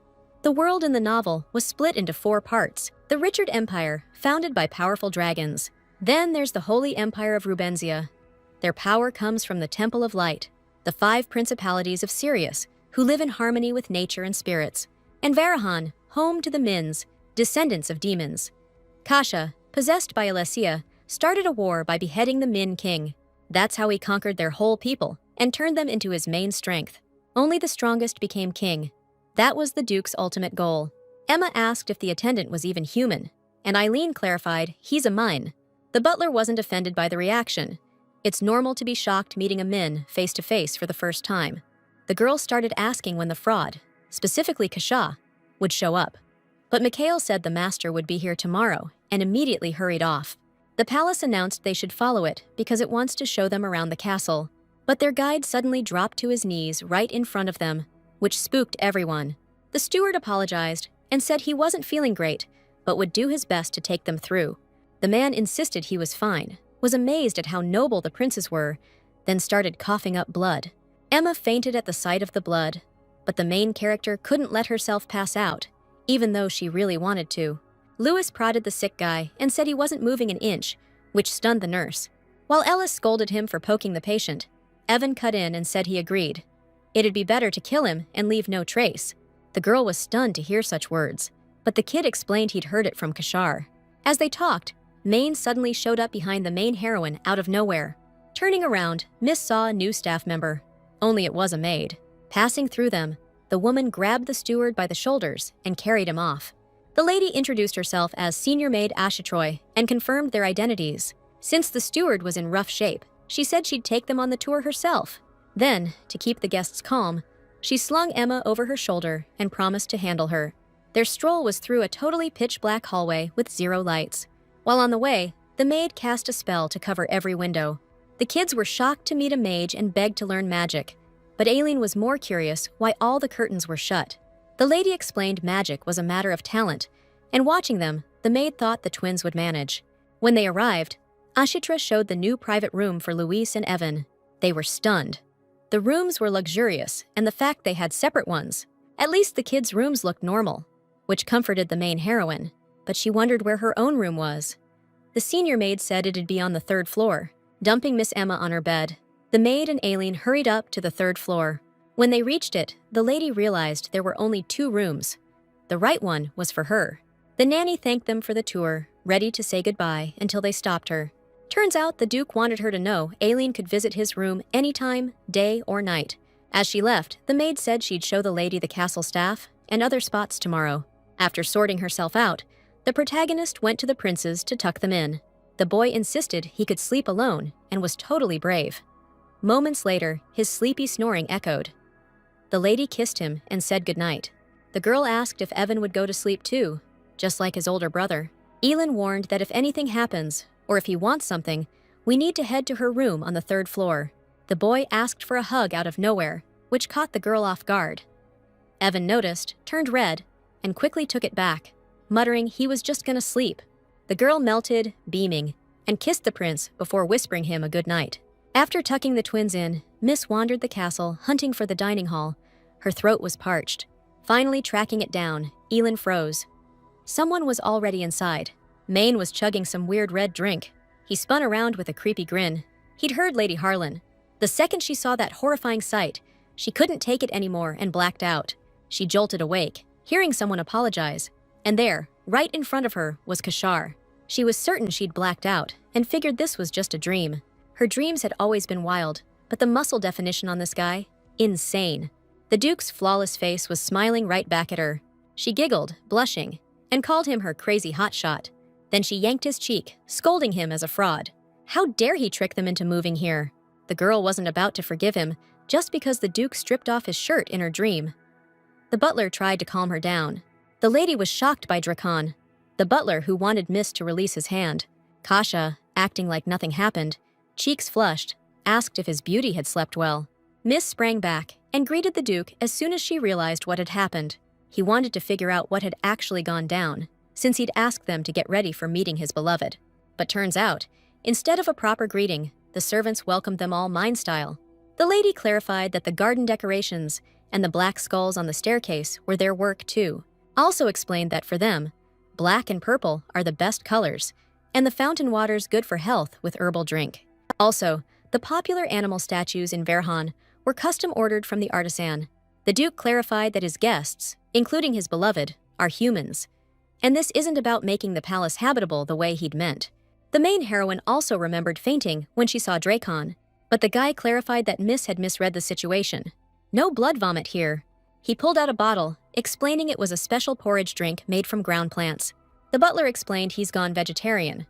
Long story short, he used to eat nothing but meat, but once he met veggies, his diet flipped. He added that if he were in Verhan, this diet wouldn't matter because of the dark energy there. But here, it's rejection on top of that. The main character said she was really tired and wanted to get to bed fast. But Kasha grabbed her hand and laid her on the bed, asking, "If you're so tired, where were you planning to go? Eileen's in her lover's bedroom after all." The words overwhelmed her with embarrassment and awkwardness, making her stutter. The butler hurriedly left them alone, leaving an awkward silence between them. As Lady examined the Duke's perfect body, a thought of a steamy night popped into her head. All these thoughts made the main character blush even harder, her face turning crimson. Panicking, Eileen insisted it was because she was tired. not his hot muscles. The girl felt super awkward and apologized for her harsh words. Kasha said his lover had the power to change everything to her taste. Holding his hands, the happy lady said she wasn't against it. As Eileen's tension finally eased, she felt a wave of weakness and immediately fell asleep. The night was calm, nothing happened, and the girl got a good night's sleep. As soon as the main character woke up, she jumped to her feet, feeling intense awkwardness. She immediately started scanning the room for Kasha, who had already left. Calmed down, the lady decided to return to her room as quickly as possible. Recalling yesterday, she remembered the Duke had wanted to ask her something. Just as Elaine was figuring things out, someone knocked on her door, giving her a little scare. Thinking it was Kasha coming in, she got worked up over what happened yesterday. But it was Asitra who had come to her room. The headmaid said she checked the master's room first, but didn't find the lady there, so she came here. Elaine asked where the Duke was, and the maid said he was probably at the training grounds. At the same time, Emma was already taking care of the princes who'd just woken up. Louis said he slept well and only got spooked when he realized he was alone in the room. Still, everything's good. Hearing the kids wanted to eat, the maid offered to lead them there in person. Surprisingly, the twins weren't afraid of the powerful stranger. Evan grabbed the main character's hand and said, "Isitra's a mage." He showed off his big curiosity and fascination with magic. Even though both twins grew up to be powerful mages, only Evan could completely control her. Emma, feeling down, apologized for yesterday. She was really embarrassed. The nanny did everything she could to calm her assistant and cheer her up. The kitchen still looked like something out of a horror movie, so Miss started wondering if the food in the dining hall would actually be edible. To her surprise, they served a ton of different fancy dishes. Chef Chev was from the Richard Empire, so the food should hit the spot for them. The food looked a little rough around the edges, but the taste was solid. A bunch of servants peeked from the doorways, cooing over the twins, but they all came to the same conclusion. Louis and Evan were total cuties. After talking about the princes, they turned their attention to the host's girlfriend. As soon as Aileen caught sight of them, they ducked away, like they were actually afraid of her. Miss wanted to know when Kashar would come for breakfast, but Ashitra clarified their master barely eats anything. The main character was shocked the Duke hardly ever eats. She's used to him wolfing down meals like a champ. The kids were stoked about the food, the variety of snacks, and how nice everyone was. But Louis pointed out he liked Aileen the most, and her cooking was the best. After hearing that, Miss started thinking her trip here wasn't a total waste after all. Kashar ruffled Louis's hair, gave him a thumbs up for doing a good job, then bounced over to his girlfriend. The servants were busy debating how genuine their feelings were, but all she cared about was no one bringing him food. The heroine decided to check in with the Duke. Was he even planning to eat? The guy claimed he only came to see her, but the lady started panicking that Kashar might lose his amazing muscles. Shouting that this wasn't working, Eileen asked if she could borrow the kitchen. The girl lit up. There was a regular kitchen here, no weird main alterations. The headmaid introduced the Lord's girlfriend, Lady Eileen Harlan. The head chef said it was an honor to meet her. His name was Vivito. Miss explained they loved everything, but were there because Kashar wasn't eating. The chef said the master hadn't eaten a single thing in 3 months. After grabbing the needed ingredients, the girl decided to whip up a hearty meat dish. Soon, the dish was ready and smelled like sizzling meat and veggies. Seeing and smelling the amazing dish, everyone was blown away. Eileen explained it was pulkogi, meat sizzled with sweet and salty spices. The chef tried to place the dish but couldn't, though the aroma was driving them wild. They all wished the master would eat her carefully made dish. The lady realized that not just the head servant, but everyone else was worried about the master. After getting a bunch of blessings, the heroine beamed at them and dashed off to Kasha. The Duke was already seated in the dining room waiting, and the head chef showed up to watch personally. As time passed, a crowd of servants gathered, all staring in shock at the scene. Aileen told the Duke to eat up.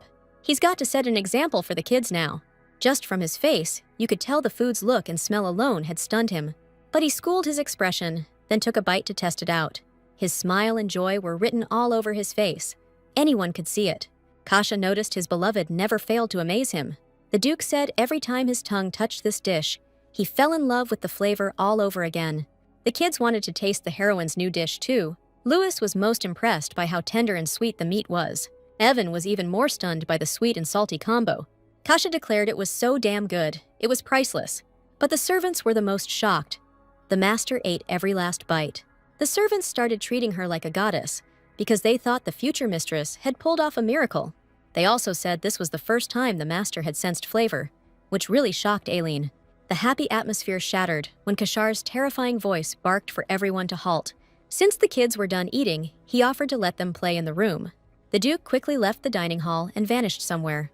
The girl had no idea what was going on, but the butler stepped in to explain what she needed to know. That same evening, the heroine, lying in her room, was overwhelmed with thoughts. The heroine was heartbroken that Kashar had lost his sense of taste. The servants explained that at some point, the master lost his ability to taste, which is why he hadn't eaten in days. But why then does he claim her food tastes amazing and even describe what makes it special? The lady tried to figure it out.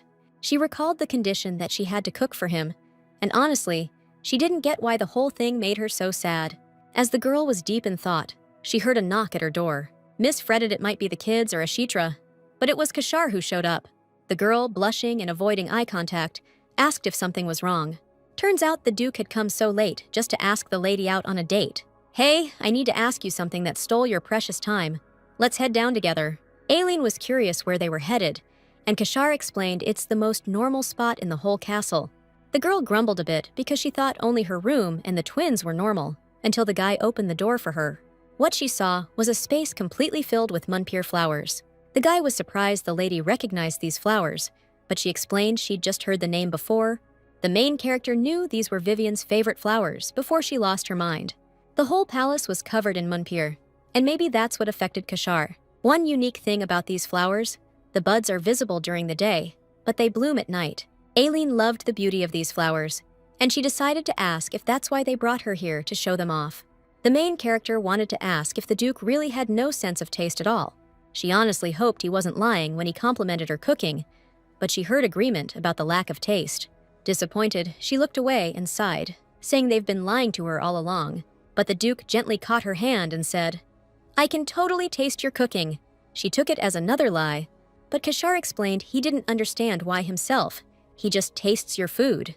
To make it clear, the guy decided to swear an oath on his own family crest. He took off his jacket, turned his back, and pulled down his shirt to reveal it. The girl was shocked and excited because she instantly recognized him. This pattern was a truth vow sealed by the emperor himself. Kasha told her about his struggle with mania and how he takes poison to stay sane. The girl felt awkward and fear because she realized he was referring to alubi berries. The poison came from the mainlands. Even though it helps the Duke keep his sanity, over time it gradually dulls his senses, including the 5 basic senses that let them feel things properly. Aileen knew alubi berries caused headaches, but she understood where they came from and that they stripped away the 5 basic senses. Bowing to the lady, Kasha declared he was completely serious and felt safer being around her. The main heroine was instantly overwhelmed with emotions and mishugged the guy. The lady burst into tears, realizing how hard he'd had it, feeling only the taste of blood and rot, and promised to do her best to help him. Aileen figured that if he could taste her food, maybe things would get easier for him in the future, even though she couldn't lift the curse. With tears in her eyes, the main heroine really wanted to help him and make his life easier. The Duke looked into the lady's tear-filled eyes, and his heart fluttered. Feeling strong emotions and embarrassment, the girl picked up Kasha's clothes and, using the excuse of the cold air, said she was heading back to her room. "Hey, you're confused, right? Miss doesn't like me stripping?" But Aileen was so flustered, she snapped at him to get dressed. "Man, you'll catch a chill." Seeing the main heroine standing there all flushed, Kashar smirked and caved, turning back with him. The girl wished the dark night would swallow her face, so she stayed dead silent all the way to her room. Miss was about to vanish into her room and wish him good night when the Duke cut in, asking why she was heading there. Aileen didn't get it. What's wrong? It's her room. But the guy flat out said they'd agreed to share a bed starting today. Turns out Kashar asked her that exact thing last night, and the miss had half-mindlessly said yes. The Duke, all flustered, admitted he knew it might feel weird sleeping in a contract relationship. But he also said he was sorry. His head feels lighter when Aileen's nearby, okay? His reasoning crumbled her resistance. She gave in, but only if she stayed until he fell asleep. Kashar, staring at the sleeping heroine, was baffled. She said she'd leave once he was out.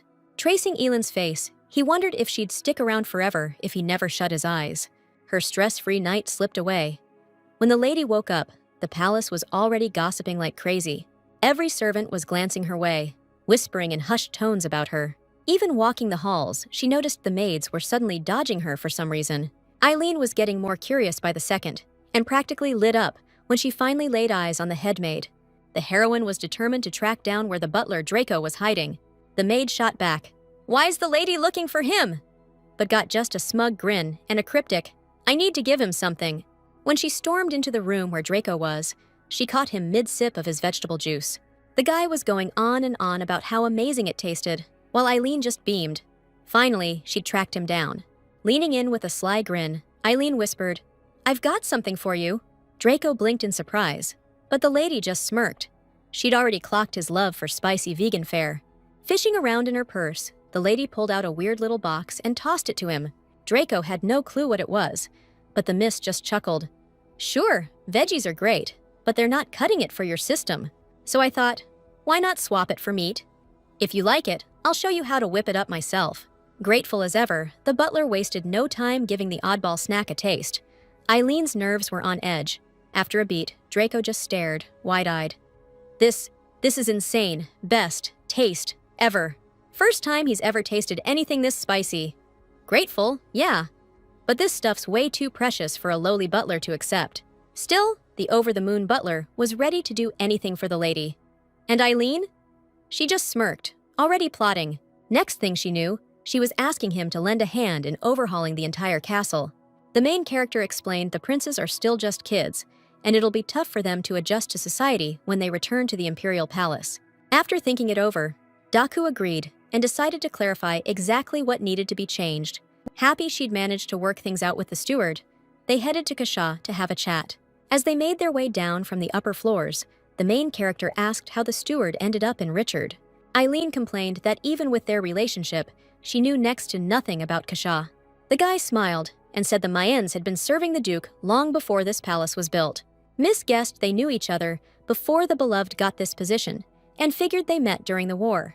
Daku confirmed the lady's guess and explained they'd been mercenaries for allied nations. Leovan is one of Vladis's allies, situated not too far from Varahan.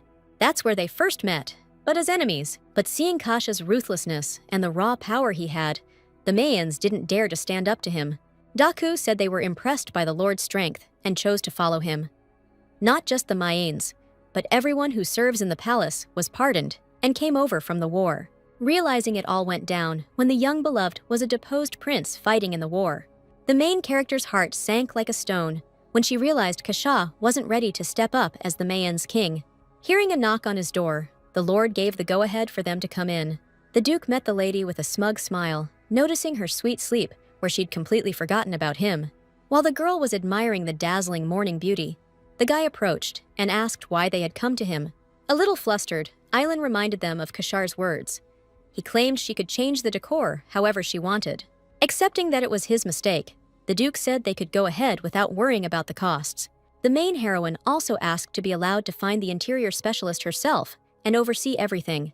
This was all to bring Princess Fritzio, so she needed to meet the head of Elvatoria in person. Even though her personality is very different from Kashar's, she's the top pick for his girlfriend. She wanted to find him a girlfriend before he fell for Elsie to prevent a continental war. But at that moment, the girl felt a strange sensation, like something was holding her back. The Duke grew curious how the lady planned to find the person, and she replied she'd head to Guild Street. The guy offered to go with her on a date, but Eileen refused, saying she wanted to handle it herself, and at most, one person could go with her. Those words unsettled Kashar, and after a quick moment's thought, he reached into one of the lockers. Then, he pulled out a beautiful, large blue necklace adorned with gems. Looking at it, the lady was amazed, but she also felt like she'd seen it before. As it turned out, it was the key to the fog barrier, and Kashar explained he was giving it to her because she couldn't keep dragging Mikhail around forever. The girl was super worried about the magical stone's high price, so the guy put it on her and said to keep it on forever. The main character was totally shocked by the beauty and cost of the gift. Even if you took everything Kashar had given her before, it would all be way cheaper than this. 3 whole days had passed since the Duke gave her the stone. He brought the lady to the training yard and said that before she left, there was something they needed to settle. The soldiers training on the field noticed the noble standing nearby almost instantly. Then 3 soldiers with blood on them walked over, which gave her a bit of a scare. The soldiers said they really respected the lady, since she must be tough to have won over the noble. Kashar ignored all the drama and told the lady to pick an escort who'd be in charge of her trips outside. The giants lit up instantly and started begging for their spots. Since the main guys wanted to fight her, she started wondering if they were there to protect her or take her down.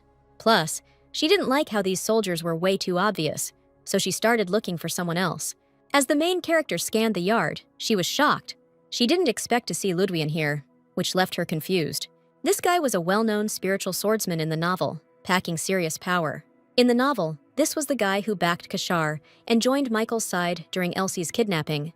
The guy stood out because he was a half-elf who could talk to spirits. Elsie taught him how to use his powers, and he started respecting her deeply. But he never got up the guts to confess his feelings. While Island stood frozen, Kasha decided to find out if she'd picked a knight to tag along. The girl felt super awkward realizing how she must look, so she quickly pointed at Louis. The other knights were furious.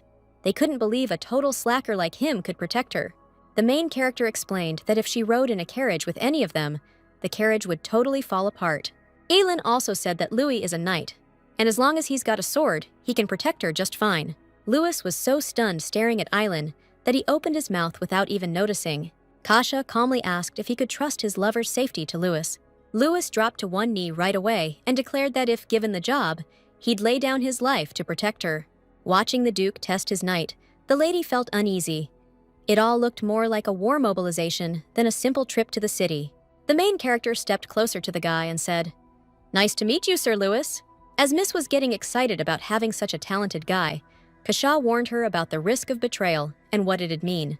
The next morning, before the trip, the twins showed up begging to go with Aelin, but the lady refused, saying they could join next time. Right now, she had other plans. The main heroine thanked the kids for understanding and promised to make them some gifts. Right then, Kashar sneaked up behind her unexpectedly, gently hugged her, and asked if he could get a gift too. Staring at her boyfriend's dazzling face, the lady wondered why he kept touching her more and more often. This started happening right after they saw the mantises, but the girl still couldn't get used to it. Aileen promised to make dinner when they got back, and then Kashar leaned in close to her ear and asked if she was sure she wouldn't come back before dark. The main heroine turned bright red from his whispering, but before she could react, the guy suddenly kissed her. Because of that, the girl lost touch with reality and imagined herself getting married to him. She also pictured a future where they had 2 kids, and Kashar was playfully playing with them. These thoughts wouldn't leave the lady alone for ages, making the knight worry. The lady realized she'd gotten so lost thinking about the Duke that she hadn't even noticed when she ended up in the carriage. She thought this was starting to sound like an illness, but she didn't get why Kashar had kissed her cheek. The thoughts overwhelmed her so much, her face turned red, and she blushed heavily. To calm the knight and keep the carriage moving, the lady said she was just really missing her boyfriend. After that, an awkward silence settled between them. The main heroine felt so awkward because it was her first time being alone with someone besides Kashar and the twins. Looking at the knight, Eileen thought that if the Duke's a beast of a man, then this one's more of a sad, good-looking guy. After thinking, the girl noted her beloved's more of a man, then scolded herself because she'd been thinking about him too much. The knight grew curious about why Lady Harlan picked him. Eileen explained that even though the guy isn't the strongest knight, the others are just too big. She also pointed out that just one time at the Duke's training ground is enough to realize he's a worthy knight. And with a smile, she declared she didn't think he was any less than the other knights. Arriving at the spot, the protagonist decided to ask if Sir Ludwig could make a promise to her. Without a second's hesitation, the guy was ready to follow orders right away. Eileen asked him not to tell Kasha where they'd gone today. Since he's not her subordinate, Miss doubted he'd agree to her request, but the lady's fears were unfounded. After getting his agreement, the protagonist hurried to get out of the carriage quickly. Before them appeared an extremely lively guild street with pretty tall buildings. Scanning the area, Eileen searched for the right guild and remembered that if you enter the alley, you can find folks dealing in dangerous stuff. Ludwig's knight wanted to pull out a map to know exactly where to go, but the protagonist, screaming, yanked his hand and stopped him. Lady knew that if they studied the map or stared around too long, people would realize they weren't from here. Without explaining or letting go of the knight's hand, Harlan took off in some random direction. Eventually, they stumbled into the Elven Oak Barrel, the best bar in Eliftoria. Miss asked the guy to cover her face with his cloak. As she tried to walk in, he asked if she really wanted to go into a bar. The main character snapped right back. "No, it's not what you're thinking. You'll see once we're inside." Spotted the knight's flushed face, the girl teased, "You okay back there? Getting too hot?" Snatched his hand from Lady Harlan's grip, The knight muttered, "I'm fine, just a little sleepy." Once they'd wrapped up in cloaks, they marched straight to the barkeep. The barkeep didn't even crack a smile, just grunted, "What'll it be then?" Eileen straightened up, voice steady. "I'd like a green caterpillar with mushrooms." Miss remembered from the novel.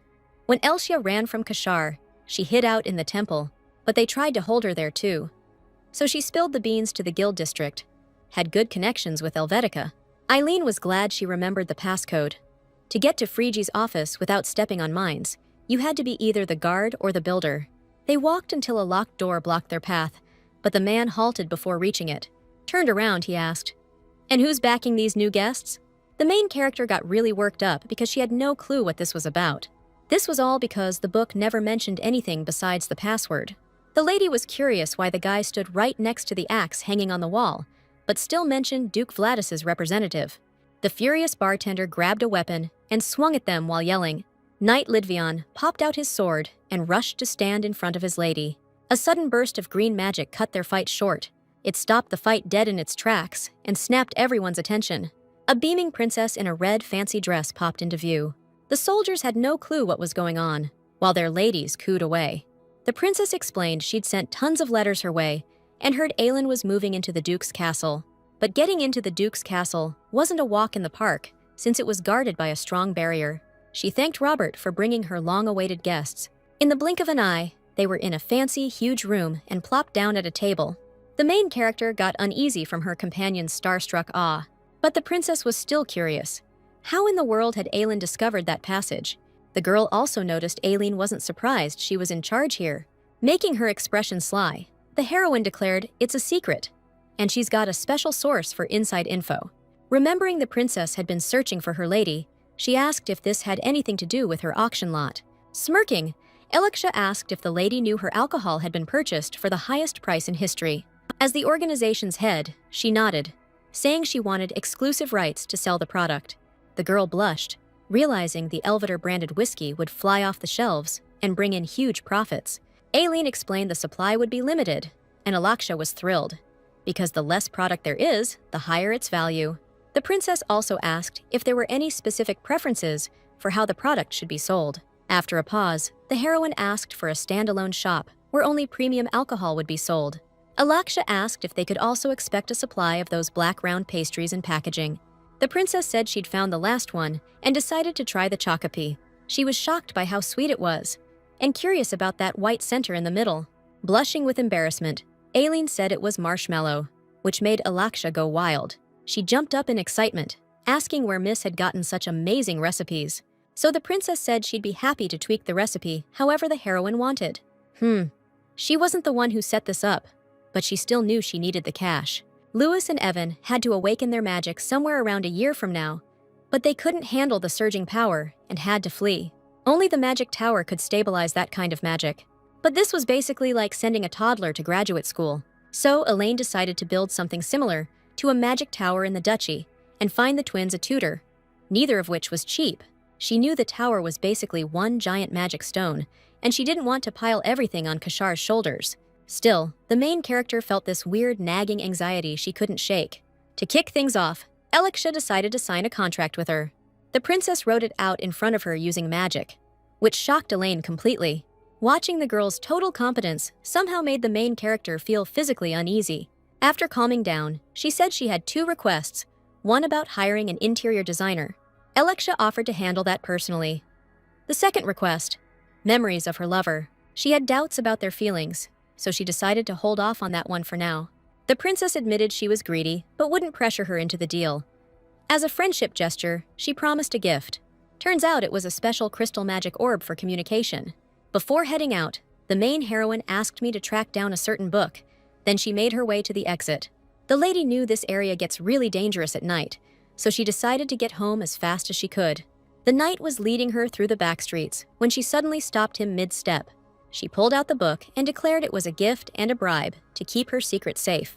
Holding up the weird-looking book, the main heroine said it had instructions on how to summon spirits, but Ludvion just turned his head and said he had nothing to do with it. Spirit summoning is only for elves and the special races in the 5 kingdoms. His mom ditched him back in the day because he sucked at spirit summoning magic. Knowing the guy in the story was still trying to figure out how to use it, the girl said she believed in him and sensed strong energy in him. Smiling because the knight actually took the gift, Aelin felt like a total flustered mess. But while the heroine was daydreaming in the clouds, the knight suddenly sprinted over and shielded her back. The lady was totally flustered by what just happened and the sudden physical contact.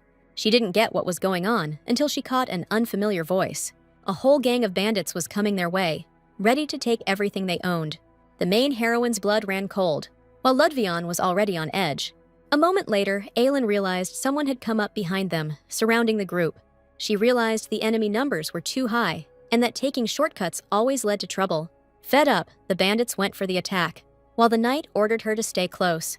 The guy was so focused on the frontline enemies, he didn't realize the hulking brute had crept up on them. He spotted her flashy necklace and instantly lunged at the main heroine with his sword. But just then, the magical stone exploded, halting the attack mid-swing. Emitting a blinding light, it shattered the sword completely. Overcome with fear and tears, the lady suddenly felt Kashah's familiar warmth and heard his voice. "I told you it was dangerous out there." She thought she was just imagining Kashah again, until she realized he was actually there. Staring at the Duke with her heart racing, the heroine finally admitted she had a crush on him. A little while later, they finally made it back to the castle, where everyone had been waiting for ages. Lady Aelin apologized to the kids for the mess-up, and Lewis immediately bombarded her with questions about the gifts and how wild the outside was. Aelin froze. She'd totally forgotten the gifts. The twins thought she was coming down with something, and Kashah backed them up by explaining the attack. Holding her close, the Duke assured the princes there was no need to worry. She was safe because he'd saved her. Feeling totally embarrassed, the heroine admitted to Lewis and Evan that she'd forgotten their presence. The kids insisted there was nothing to worry about since their main gift was her safety. The younger brother was a little down because he really wanted to protect her on his own, so he thought he should learn sword fighting. But the girl asked, "What about studying magic?" Lewis got interested in the idea, and the lady explained they'd both study, with Eileen trying to find a good teacher. Watching this, Kashar said they needed other tutors for all the subjects little princes needed to know. The kids were a bit spoiled, thinking magic was enough. But the Duke explained that without this, they wouldn't become gentlemen. The brothers wished each other good dreams before heading to their rooms. Walking alone with Kashar down the hall, the heroine couldn't stop stealing glances at him. The guy caught on and asked what she was thinking, but the lady, flustered, remembered the dinner she promised. But it was way too late. The Duke declared that if Eileen really wanted to do something for him, let her start by stepping into his room. From Kashar lying on her lap, glowing intensely, the heroine's heart couldn't take it. The lover noticed she wasn't looking at him, and the lady said it was because of the broken expensive necklace.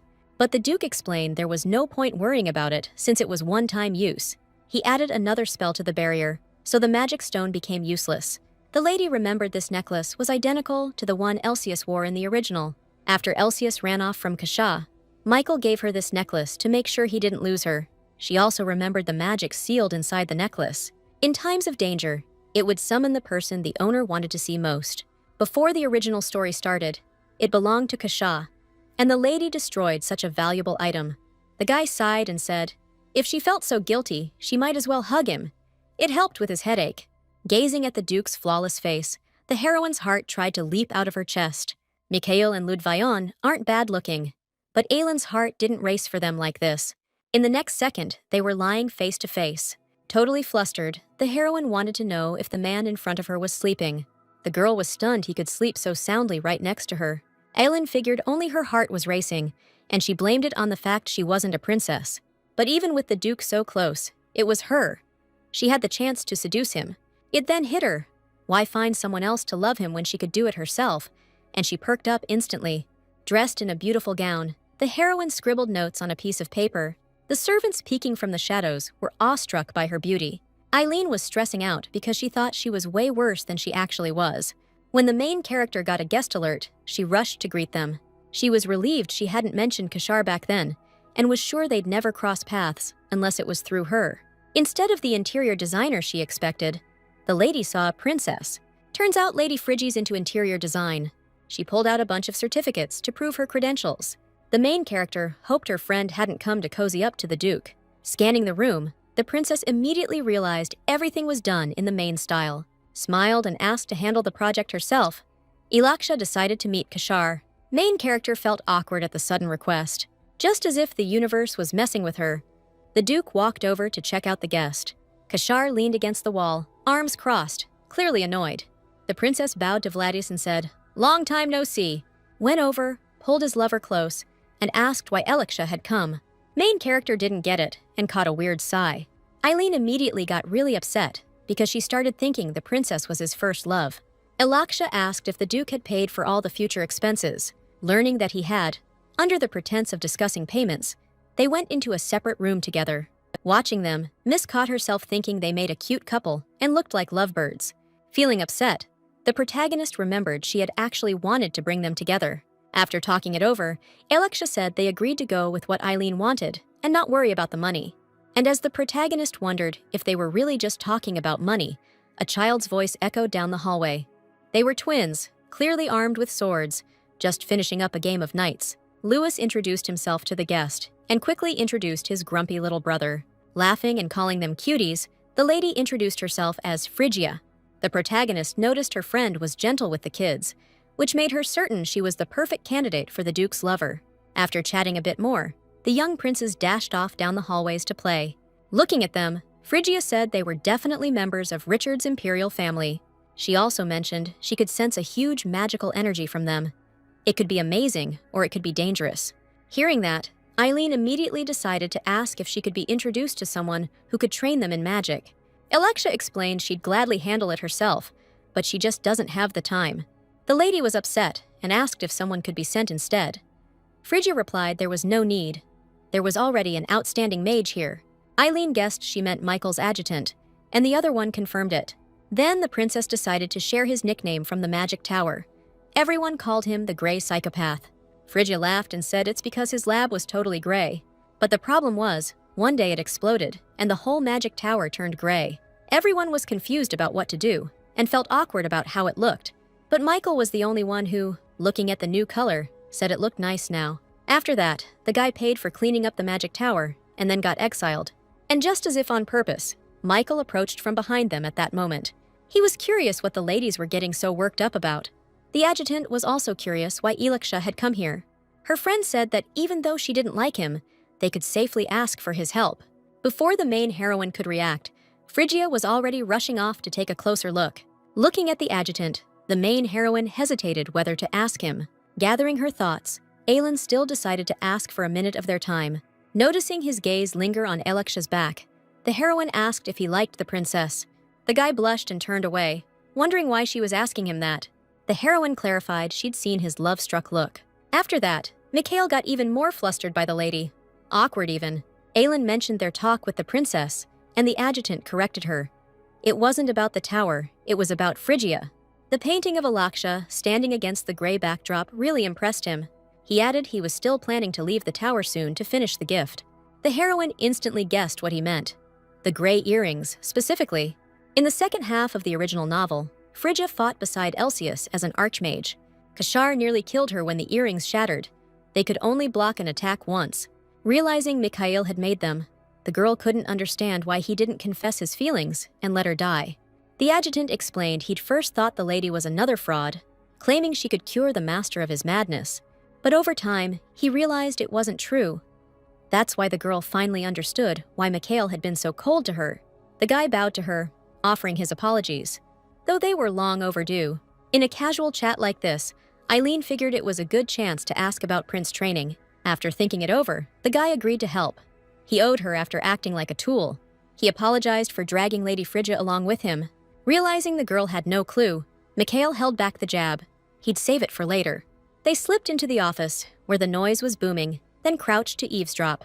Turns out, it was a shouting match between the Duke and the Princess, and apparently, their fights never ended. Both too stubborn to back down. Watching the royal bicker with the archmage? Blood pressure through the roof. Mikhail explained they'd been at war for years. Same business interests, zero compromise. Duke finally snapped, blaming himself for bringing her here to tease her. Eileen fired back, claiming she'd had zero idea. It wasn't his fault.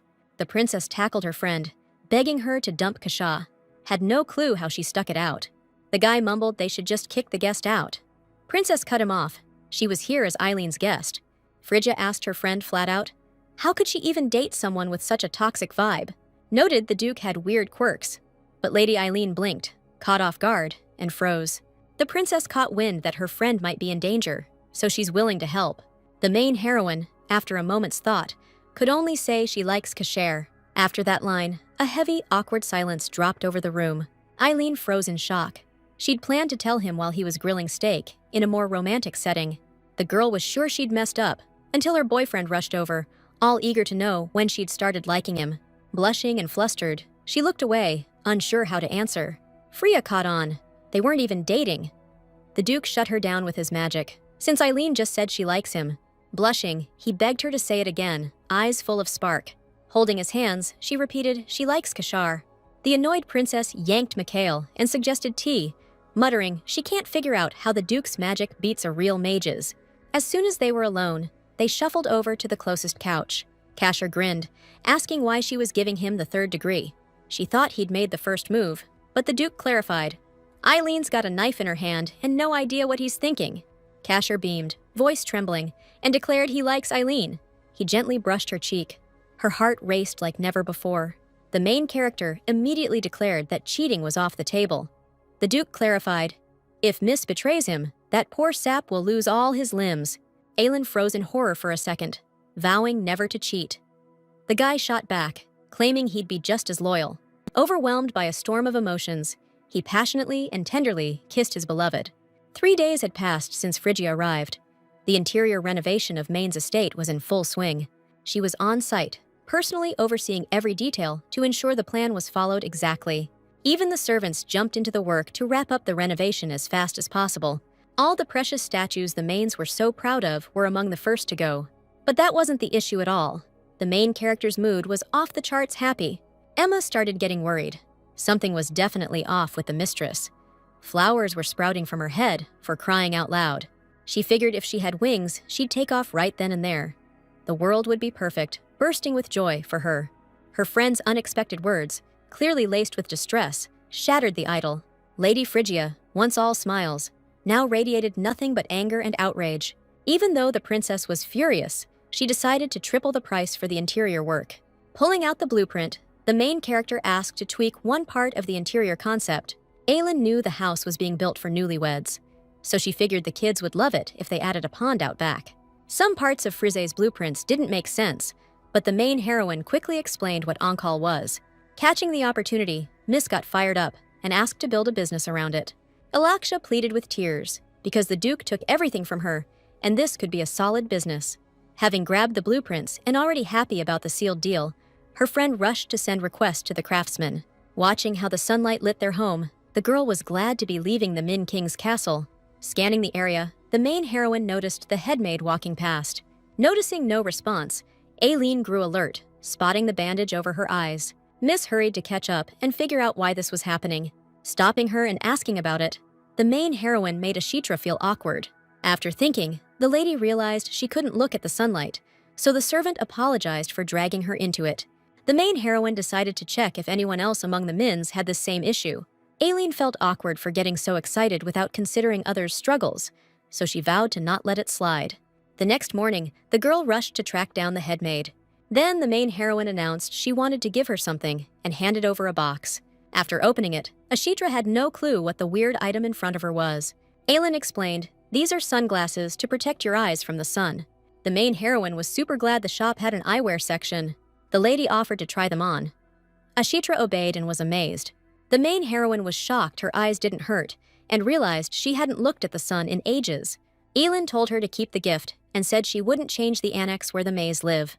Ashitra called the lady a benefactor. Since her arrival, the always quiet castle had come to life. She was genuinely grateful to Lady Harlan, but after a pause, she corrected herself and called her future mistress. A month had passed since the renovation began, and they'd finally wrapped everything up.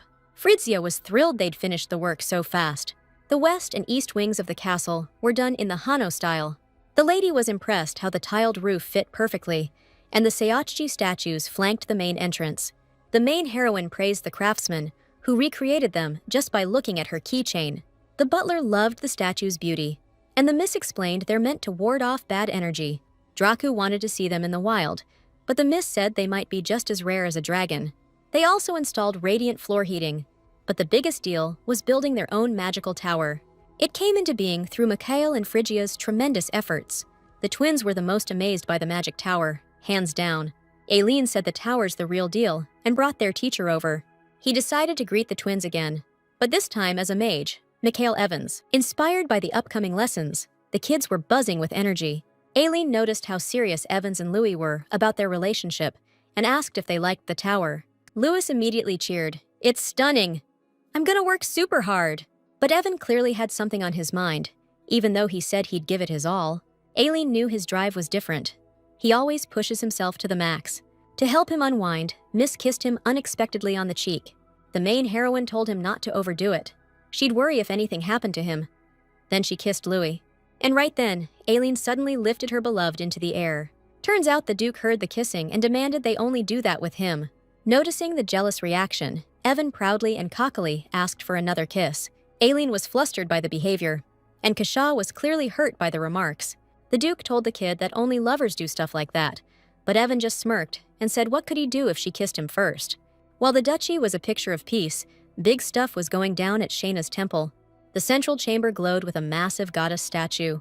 In one of the study rooms, 5 priests gathered around a table. They were thrilled that the Ologia party brought in a mountain of donations. It'd be a lifesaver for the temple. But they were scratching their heads about how such a huge sum came from the auction. The donations came from Evan and Louise, and their nanny handled the goods. The 5th temple priest argued they needed to dig deeper into her, and even floated the idea of branding her as the birth of an apostle. Another priest wasn't buying it, worried they might not hit that donation high again next year, with the Holy Child on the way. They were buzzing about the house continent, but Shayna's holy goddess hadn't shown up yet. The priests were sweating bullets. If the Holy Child didn't show, donations might dry up. But one priest smirked and shot back, "All thanks to the goddess's grace." A new Macaulay shop and upscale snack store opened in Nike Square. Every review and newspaper wrote about it, and they took off like wildfire. Though the main heroine didn't visit in person, she caught how popular it was through her surveillance crystal. Qualified professors recommended by Kashar started visiting the Steel Castle to train the young princes. To keep people from being shocked by the memes, they used the home magic tower to make them look more human. Guests who spotted the castle repairs through the fog spread rumors, and Elvitor's company got a flood of new orders. All this combined made the duchy's reputation grow stronger every day. The servants were watching the future mistress again as she scribbled something down. After waiting till evening, Eileen rushed to grab the princes and tuck them in. Louis said he aced his history test, and they'd let them ask questions if they earned the points. Evan stayed quiet as usual, unlike his older brother. Eileen asked if he liked magic lessons. The kids noticed bedtime wasn't here yet and asked why they were getting tucked in already. To get out of it, Miss made up a story about kids in the new country sleeping early to grow taller and stronger. Trying to speed up the bedtime routine, the main character's mind was already on the capital's street festival. Eileen was totally nervous about how to ask her boyfriend out on a date, so instead of agonizing over it, the lady decided to send a classic love letter. After slipping on her dress and accessories, the lady was thrilled her date prep was finally done. As she stepped outside, the girl caught sight of her waiting love interest. He looked even more handsome when he smiled after she asked if he had to wait too long. He was surprised. But instead of replying, he had this super flustered, awkward face, keep turning around. The main heroine decided to invite him the next day at 8 p.m. in front of the Central Park. No signature attached. Kashar explained he first thought some burly guy challenged him to a duel. The lady, blushing, clarified it was a date invitation.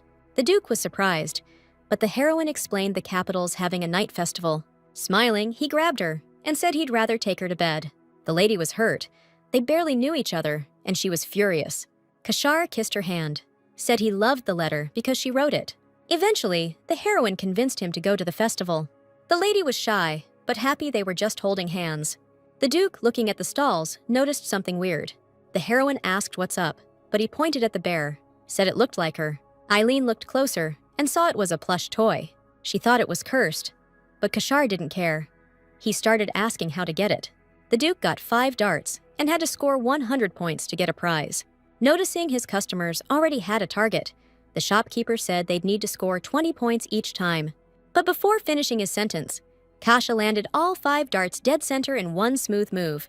Passing it to the main heroine, the guy explained it was his answer to her letter. At the romantic gesture, Eileen's heart started racing. Up close, the bear looked even scarier. But after hearing that other couple, Miss decided she had to kiss him too. Bolstered by confidence and determination, the lady decided to stick to the dating rule. From the rapid heartbeat and panic, Eileen lost her balance and clumsily kissed Kasha on the cheek. And just then, an old drunk man strolling by, grinning like a fool, ruined the whole vibe. After that, Eileen got all flustered and started ranting about how awkward her kiss was. Kasha chuckled at her dramatic reaction. As the fireworks started, the Duke grabbed her hand and led her off somewhere.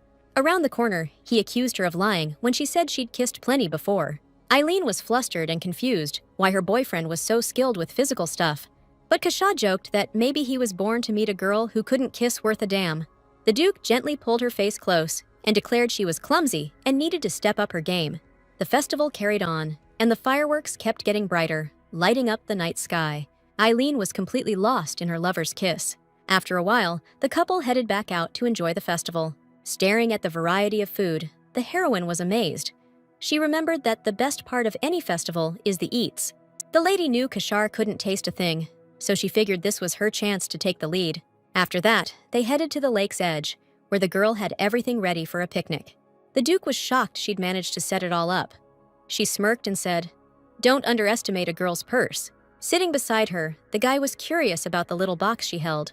Since it was magical food, it was still warm, and inside was a roasted chicken. The guy was genuinely stunned by the scent. It was nothing like the blood he was used to sensing. The Duke hurriedly grabbed a bite, eager to taste it. Eileen watched him and realized her lover looked like a chicken commercial come to life. The girl then suggested clinking glasses. Chicken and beer are a rule after all. They spent the evening together, watching the stunning lake views. Not long after, they devoured all the chicken and drank plenty of alcohol. The Duke was curious how his lover cooked. Aelin decided to double-check her knowledge and asked if mania was a curse. The lady also declared she wanted to break the curse and get rid of that thing on Kashar's back. Looking sadly at the sky, his beloved said he hated the seal more than anything. Aelin realized there was less than a year left before Elsius would awaken as a saint. Alubi fruits are just a temporary fix. Only Elsia's power can break the curse. Instead of a straight answer, the guy started moving toward the main heroine. He declared he knew the best way to break the curse, and it's 10,000 kisses from Aelin. Fuming because they were pressuring her before she could finish her perfect date checklist, the lady protested, but eventually fell for his trick. Then, exhausted, she passed out on the spot. The Duke covered the main heroine because he was worried about her health. Staring at his sleeping lover, his mind was a storm of thoughts. For the first time, he realized his feelings for her on that balcony at the Olaja party. When she touched his forehead, he felt a glow on his back and realized she was special. But when Aelin was about to whip him, Kashar realized she wasn't just a tool to him. When the main heroine faced danger, the Duke wanted to destroy them all. He felt that way from the very beginning. The Duke realized this girl could not only cure the side effects of Alubi fruit, but actually interfere with the curse itself. Even though he'd longed to break the curse for so long, now he was more worried about keeping Aelin by his side.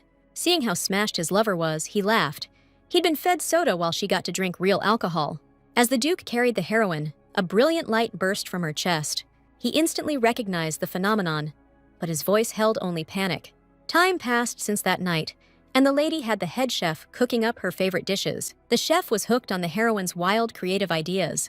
The chef was grateful he'd gotten to learn another recipe today. After calming down, she sped off toward the princes. Aelin was impressed by their focus and calm during lessons. She worried they'd started late, but to her shock, they picked things up like pros. Walking the castle halls and peering out the window, the girl spotted a familiar face. It was Sir Ludwion. The two hadn't seen each other in ages. To grab his attention, she called out to him from the window. But instead of the reaction she expected, the knight took off the second their eyes met. The girl started wondering why Sir Ludwion kept ditching her. A second later, the knight heard the lady's voice closing in behind him again. He turned to see her storming toward him, eyes blazing, demanding he stop right there. He bolted faster until the lady suddenly tripped over a rock. A gust of wind yanked her back up mid-fall, slamming her upright like a gust reset her. The knight was sweating over whether Lady Harlan was hurt. His nerves were through the roof. Eileen flipped out in the best way when she realized it was the wind spirit. The knight could summon it in the story, but it hadn't taken shape yet. Ludwion felt like a hot mess under her stare. Calming down, Miss Harlan straightened up and demanded to know why he'd tried to run. He called himself a sinner, dropped to his knees, and begged her to take his life. But the heroine snapped at him to chill. She'd never touch blood. She grabbed his wrist and yanked him back before he could even unsheath his sword. Then she blushed hard and warned, if he even tried to pull that sword out, she'd really lose it. Ludvion averted his eyes while the knight's face burned redder every second. Regaining her composure, Eileen fist-pumped and told him he'd nailed it. Summoning the spirit was wild as hell. The lady pointed out he protected her back then, and if he's really sorry, he should keep protecting her. Spotting the falling leaves, the girl realized autumn had just arrived. Remembering her lover's birthday was only a week away, Miss got super excited. After that, Lady Harlan rushed off to the capital, heading to Nike Street to pick out a gift. For their first gift, they decided on something practical, like a pen or a tie. Hearing this, the knight suggested heading to the nearby accessory store. But just their luck, the manager came out, rang a bell, and announced the event was over for anyone without a pre-registered number. Aylin wanted to go into a popular shop with a crowd of people, only to realize it was her own store. The girl suggested popping into the store that had just closed for a second. The guy noticed the approaching couple and said tickets were all sold out for the day. Approaching him, the lady said she knew about the tickets, but admitted she really loved chocolate pies. The employee immediately recognized her as the manager, but the knight had no clue what was going on. Stepping inside, they found a shop that was fancy and well-designed. In a special dish, after a whole shift, only the bottom of the chocolate pie remained. The heroine loved how everything was set up here, and the fact that it was all top-notch.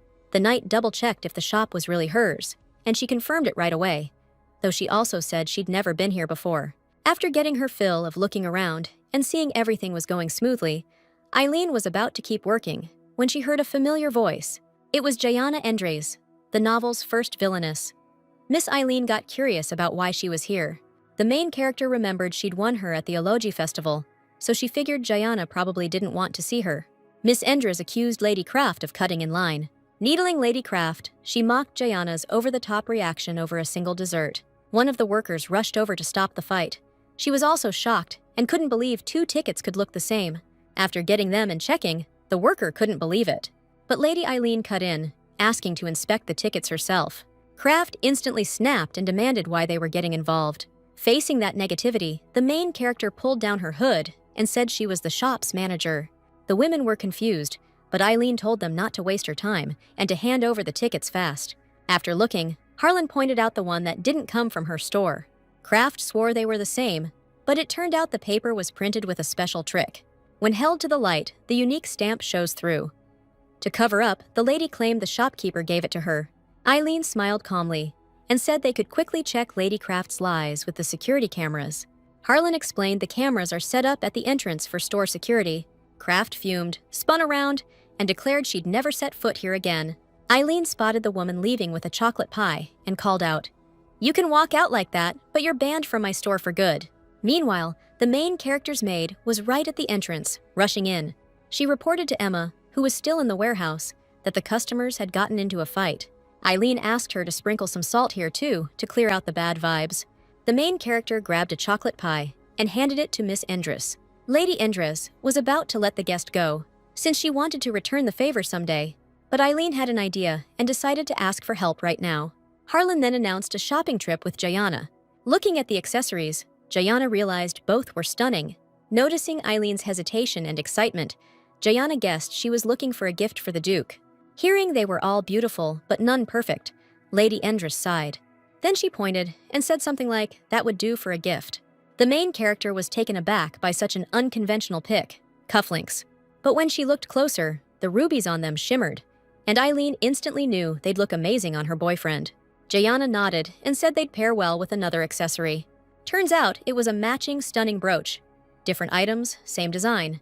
The main character thanked Miss Endres for helping her choose. It wasn't too tough for her. She had 3 older brothers. Thinking they were done, Jayana turned to leave, but Eileen caught her wrist. Harlan asked if she liked Duke Vladis. The main character explained she asked because she wanted to be friends with her. Jayana instantly bristled.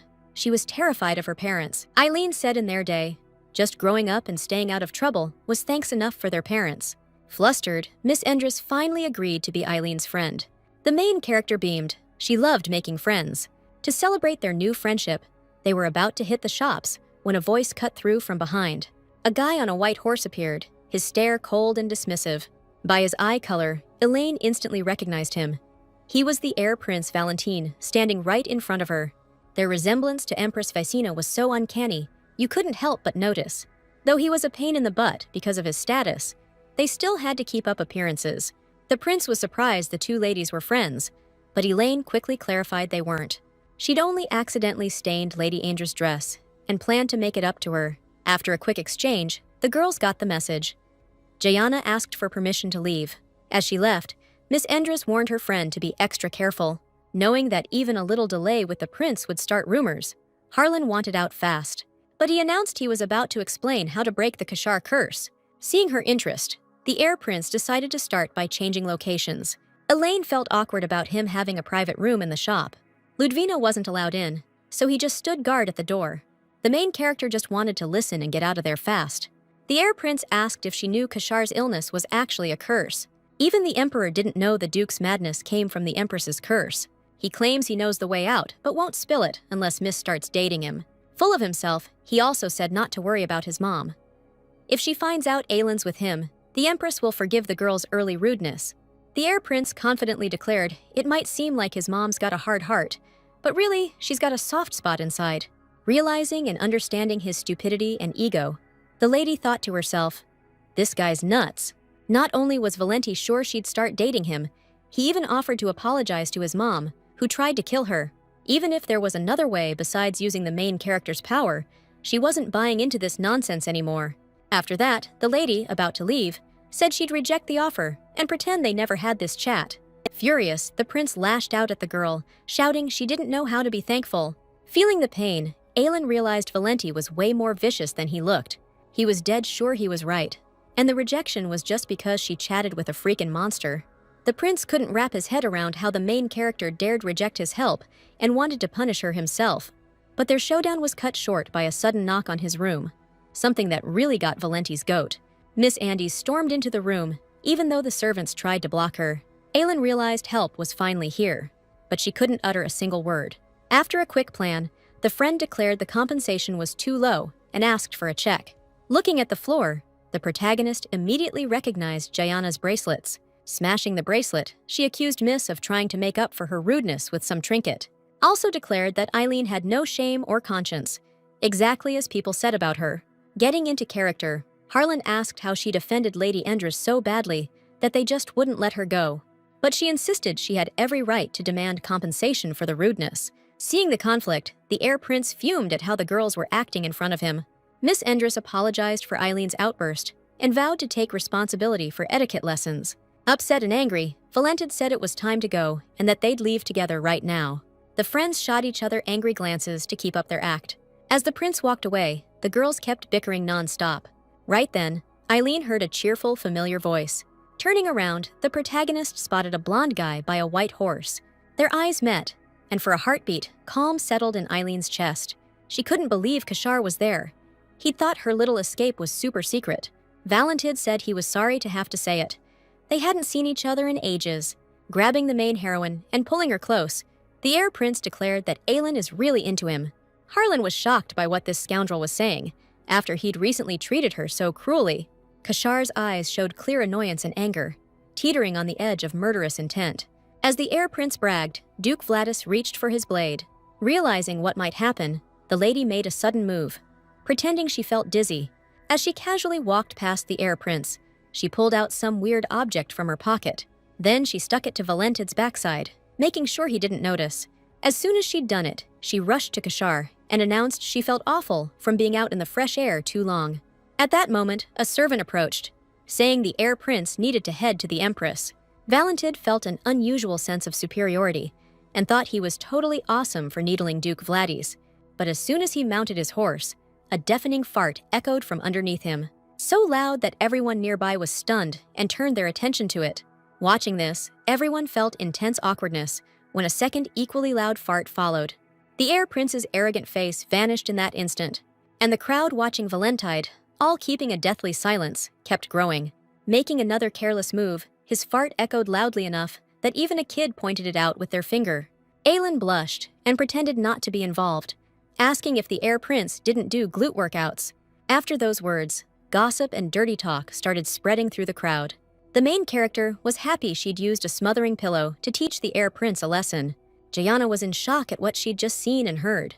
A few moments later, the chattering crowd scattered back to their business. Feeling a piercing gaze, Miss realized why. Harlan hadn't told him about the town trip. Ignoring the joke, Kasha asked, "Lady, you said cheating's not allowed, so why is your partner valented?" So as punishment, Duke Vladis considered chaining Miss up in shackles. Remembering a romance novel where Kasha locked Elsie up with ankle chains, terrified of the punishment, the lady explained she'd just bumped into him while she was picking out a gift. The guy didn't get why the gift, but Aylin declared she'd been gathering it for her sweetheart's birthday. Even though Kasha hadn't celebrated since losing his heir title, the girl declared she couldn't skip such an important day. The main character wanted the Duke to have a warm birthday.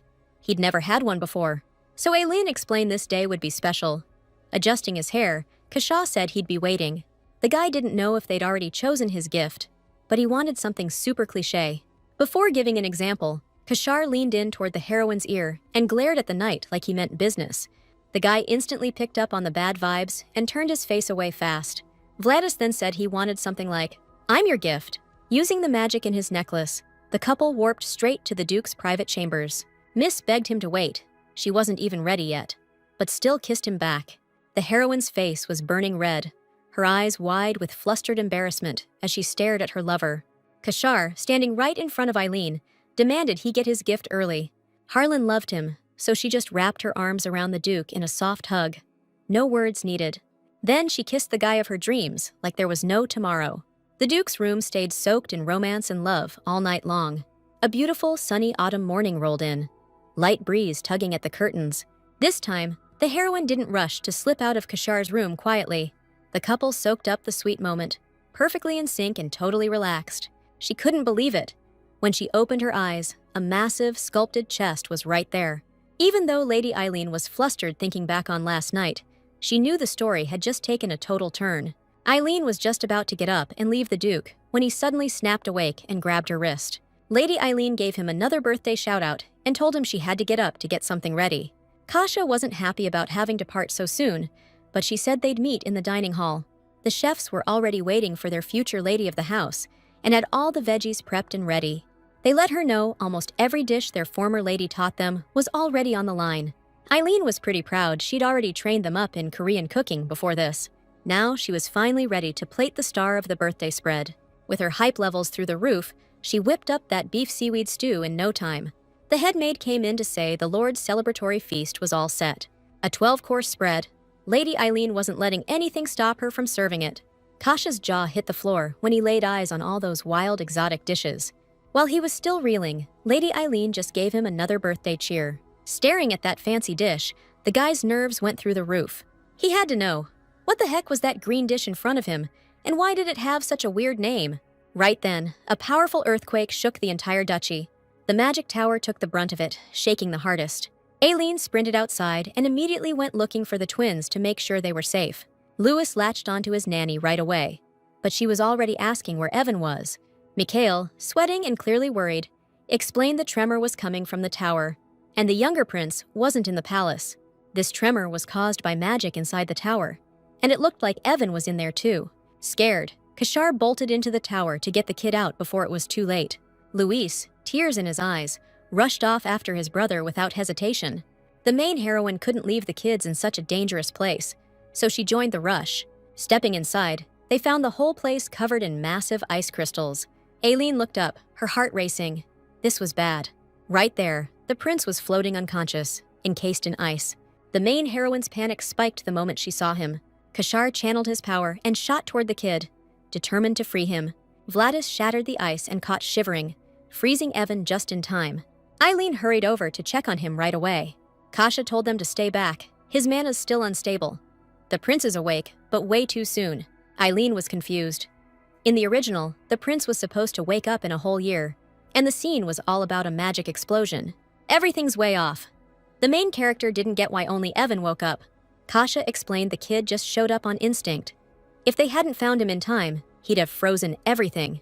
Vladis stabilized him, but they need to keep him in the tower for a few days under observation. Louis was worried about when his brother Evan would wake up. Eileen hugged Louis. We just need to wait a little longer, she said. Mikhail explained. Magic's like the ocean. The opening's just a coin-sized hole.